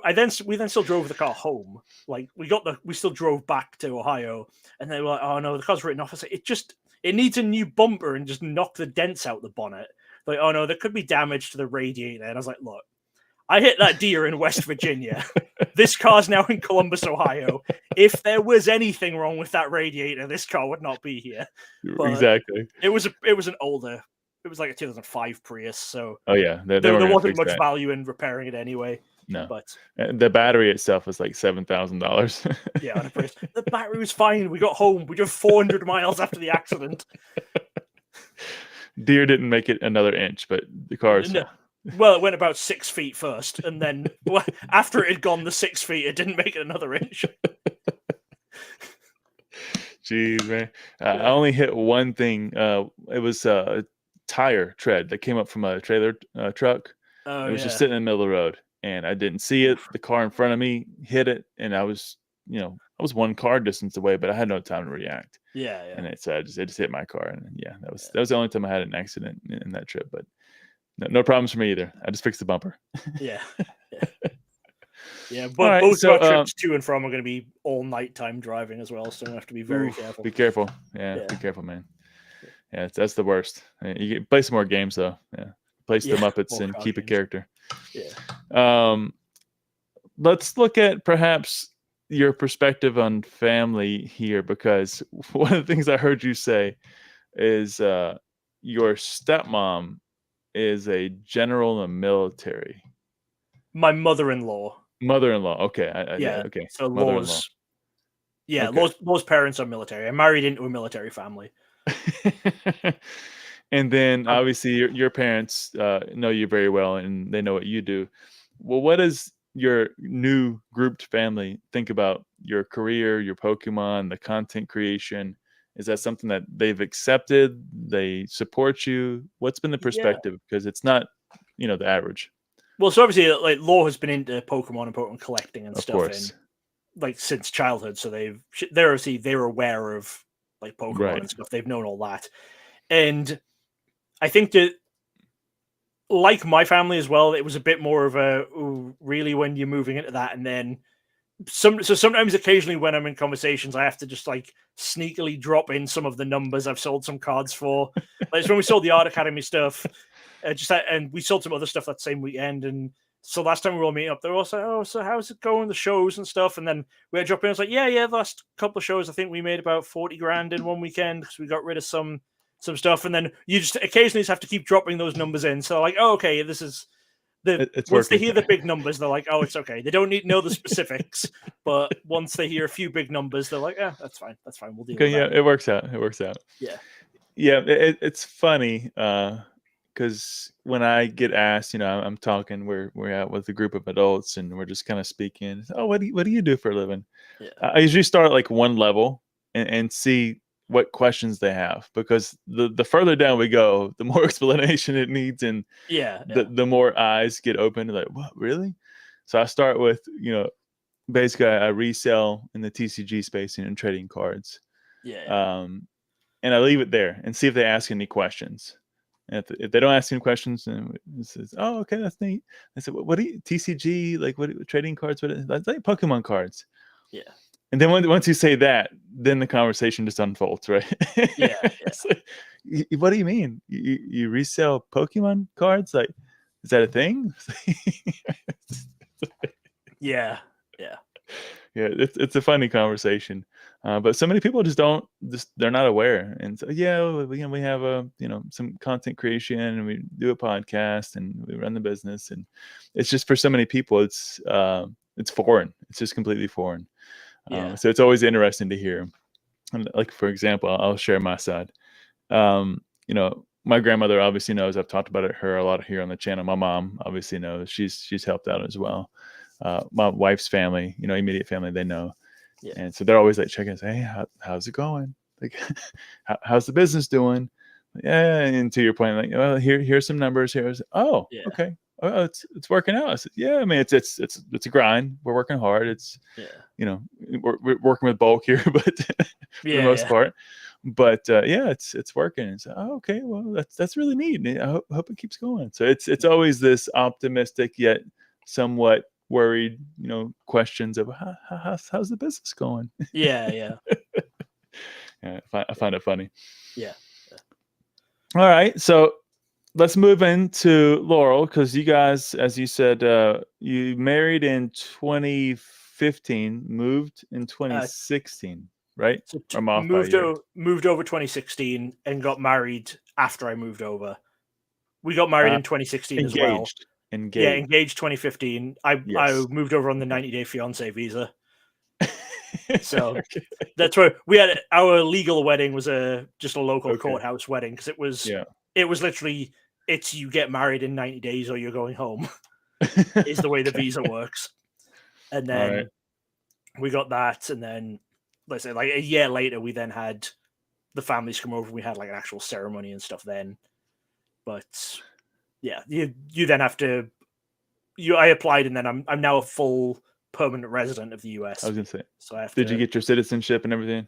I'm not a citizen, because I would have to renounce British citizenship, and as I've always said, if I ever get a terminal illness, I am going back to the UK because I do not want to leave generational debt behind. Because if I get a bad illness, my payment caps at like $3,000 for a last minute plane journey, and then I'll get it all sorted over there. You can't do dual citizenship? No, for the UK and the US, the only way to get dual citizenship is you have to live at least 3 months in each place. So I'd have to be living in the UK if I was living in the UK for at least 3 months of the year, I could get dual, but I can't while just living here. I was asking because my wife just was renewing her dual citizenship from Dominican Republic in here. There's different countries where you can get dual with the US while just living here, but the UK isn't one of them. It was only about a year ago they actually let me give blood. They wouldn't take my blood for most of the time I was living here. The Red Cross didn't want British blood. Yeah, they had a load of different bans, and one of the bans was if you were in the UK during the outbreak of mad cow disease in the early 90s. They were like, you just couldn't give blood. And then I think they then started running out of blood, and were like, oh, let's maybe just revise some of these. And we'll realize that if someone got mad cow disease in 1996, they're probably not here giving blood now. If they're still here offering blood, I think we're okay. Yeah, we're good. Yeah. Okay. Moved over to obviously enjoying this journey with your wife, but what made you come to the US and versus her go to the UK? Why not her go there? She was not living with her parents, and she had a more stable job. Okay. Was basically it. I mean, it was I was still living with my grandparents, so if she moved over, we'd have then had to find somewhere to live and stuff. Whereas me moving over here, I could at least just move into the apartment she was already renting. Like she moved to a slightly bigger apartment right before I moved over, so we had a bit more space. But it was more doing it that way. And then she started her insurance job not long before I moved over. Okay. So if she hadn't started that, we maybe would have gone the other way because I had a more stable job. But the fact that she started that as well, it worked out that way. And I just always liked the idea of living in America. Like, I don't know why. I think it's maybe just a thing in Britain where like America is like really glamorized, like it's this great place to live. And like it is. There's good points and bad points compared to living in each place, but I kind of always had it that I'd love to live in America. And then and how do you feel now? Yeah, I think we made the right choice. I definitely think we did. Yeah. What made you fall in love with her? What was some of the things that really brought you two together, other than Pokemon, obviously? Oh no, it was just Pokemon. That was what we talked about for the first 2 years. Yeah, I think it was. I was a guy in my early 20s who collected Pokemon cards, and a woman paid attention to me for an extended period of time, so I immediately fell in love. This is amazing. Yeah, so this doesn't happen. What's You're going not on married, here? right? Let me put a ring on you. Get married right this now work before she changes her mind. But she was clear up front. My collection is mine. Your collection is yours. Don't mix the two. Yes, we were both very clear on that with each other. Yeah. Okay. Any plans for baby DJs running around anytime soon? Probably not anytime soon. No. Okay. So there was some pressure coming from Laura's family for a while, but her older brother just had another kid, so the pressure's at a low point right now. We've got a couple of years before the questions start coming in again, hopefully. All right. It's in the future. In the future, maybe not near future, but in the future. Yes, maybe. That is the party line that we've been given out. Is that it will happen? Stop asking us when. We're fine we're happy with the dogs for now. Well, Laura's happy with the dogs. I'm not happy that we've got dogs, but we've got dogs. Because you don't let them in the room either, right? Because they got to stay out of the Pokemon room. Oh, well, yeah, there's no room for anyone in the Pokemon room. Laura can barely fit in here if I'm in here. There's so much stuff. But yeah, they basically they stay in the living room. Because the living room kitchen's pretty open plan. Okay. And then, because we're on a split level, so the only way to get out in the backyard is from the upper level. So they have to go out there and down the stairs. So they lived in the basement for a while, but when they did that, it then meant they had to come up the stairs, go outside, then back down the stairs to get to the yard. So they moved up here, and it's easy enough for them. Just be ready when you have some baby DJs run around and they start collecting Pokemon. Now you're looking at 3-fold, 4-fold collecting all the same sets. That's not going to happen. Just hopefully it goes the way Dave's is, where like none of his kids give a damn. Couldn't care less. Yeah, but he will buy you this toy that you want, and I'll go here. Yeah. But not the world's championship card. That's for sure. No. All right. Well, if we look then, just to maybe move into the last few closing pieces here, my friend. What are you looking to in the future? What's your life going to be unfolding as you plan ahead next 5 or so years for yourself outside of Pokemon? Any big goals? Any big aspirations? Not really. Just the only thing I see really going ahead is just continuing with the cards and the content creation, both the videos and the podcast and stuff, and then so I'll continue with that for the foreseeable future. I'm not really looking any further than that, I don't think. Would you consider working at any one of the companies in the TCG spaces in the future? I mean, the majority of them won't even look at your application if you don't have a university degree. So, I mean, I would. Yeah, I'd consider it, but it's always one of those things where I'm not going to put anything in stone. Like, I'll roll with the punches, and if something interests me, we'll look at it. I'm not making any concrete plans. So, well, you get a wealth of knowledge, and I think that's very valuable. And in the TCG space, there's not many people that have built up the understanding and the depth that you have. So I think that's highly, highly valuable. So there's a lot of things happening in the TCG space. So keep your eyes and ears open. I think that you would be a valuable asset if you'd be interested one day. It is the dictionary definition of non-transferable skills, though. Outside of TCG, maybe. You're not helping me in this podcast, Dan. I'm trying to help you, man. From health to career, I'm trying to be positive here, and you're shooting it all down, buddy. Yeah, I mean, I'm British. I can't be optimistic about anything. Being from the northeast of England, if I try and be positive about something, it just comes out sounding sarcastic. I can't be positive about anything. We got to hang out more, Dan. I'll rub off on you a little bit. I'll help out. Yeah. Don't worry. All right, man. So we'll wrap it up with the last couple here. We did get a happy birthday from Gerald. Sorry, I didn't put that up there earlier. Yeah, happy birthday to you, buddy. Turned 34 in this podcast. Yeah, I think we might even be close to beating out Mine and Basics length here. I think we were like 4 hours and some change. Nice. Last two questions, my friend. Okay. You have not only amassed this amazing, unique collection, but you've also helped others do the same and much more. How would you advise somebody in the hobby to start their path in the Pokemon collecting journey in terms of navigating the collection goals? Because that's such a tricky thing to get under wraps, and then also make sure you don't fall out because it's too grandiose or too difficult. But you've seemed to navigate it. You seem to still have the spark. You still want to open packs and enjoy the experience. How would you help that newcomer coming in to start that collection goal and really make it last over time? I mean, honestly, if someone is just jumping into Pokemon for the very first time, I would always say just start by buying something. Like, go to a local Walmart or Target, just buy a collection box, like one of the $40 collection boxes, something, open it, see what's jumping out at you. Like, see if you open it and looking like, oh, this is a cool promo, or, oh, this set looks cool. Like, just give yourself something. I think a lot of people, if you're just looking at Pokemon collecting, it looks overwhelming.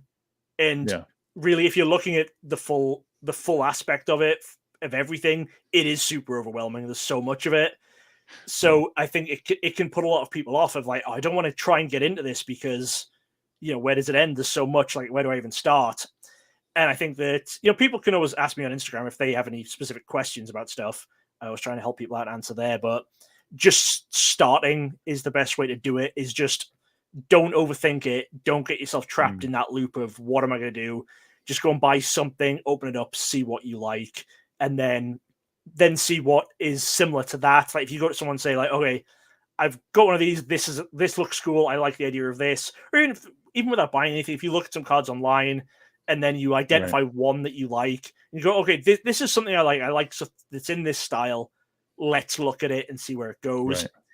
If you're someone who's worried about keeping up to date with stuff, you can always try and find. You can always look at sets that are done. Anything. Prior to Sword and Shield, there's nothing else ever coming out for those sets. Right. So, right. Okay. I mean, Sun and Moon sets, we've seen the prices creeping up a little bit more lately, especially with those ones with the tag teams and stuff in it. But the good thing is, if, like, say, even if you looked at Team Up and, like, let's say you love Team Up, you save up and you buy that Latios alt art card, you now have the most expensive card for that collection, if that's the collection you want. Downhill from there. Yeah. If you are like if you go for Surging Sparks and you go like, oh, I want to do a Surging Sparks master set, I want to get everything for Surging Sparks, and you go, okay, I'm going to go buy that new Pikachu, and you spend $350 and you buy that brand new Pikachu, 2 days time, they could go, and here's the limited Professor promo, here's the Asia exclusive top 4 promo with 20 copies in the world, and now this is $4,000. If you at least look at the stuff that's done, you can at least know at least there's nothing more coming. At least when I'm checking stuff off, it's always checked off. So if you're someone who has that worry, that's a good thing to look at. You can always know, because taking the Team Up example, even though prices move, it's very, very unlikely that another card in that set is going to jump the Latios. If you're looking at a set list, even if you just go by TCG player and go like high to low, unless the top couple of cards are very, very close, they're probably not going to change order too much. Yeah. So you can always say, I've got the most expensive card, and then I can work from there. Work your way down. Okay. It does depend on what if you're someone who has worries and isn't sure where to go, it does somewhat depend on like what aspect of it is worrying you, and there's different solutions to. That's just a couple of different ways to go about it, depending on what you're thinking. But I like it. The thing is, with like Pokemon is great because there's always going to be some way for you to collect. Like if you like Pokemon cards at all, there's going to be something that you can find that you like and is within your price range.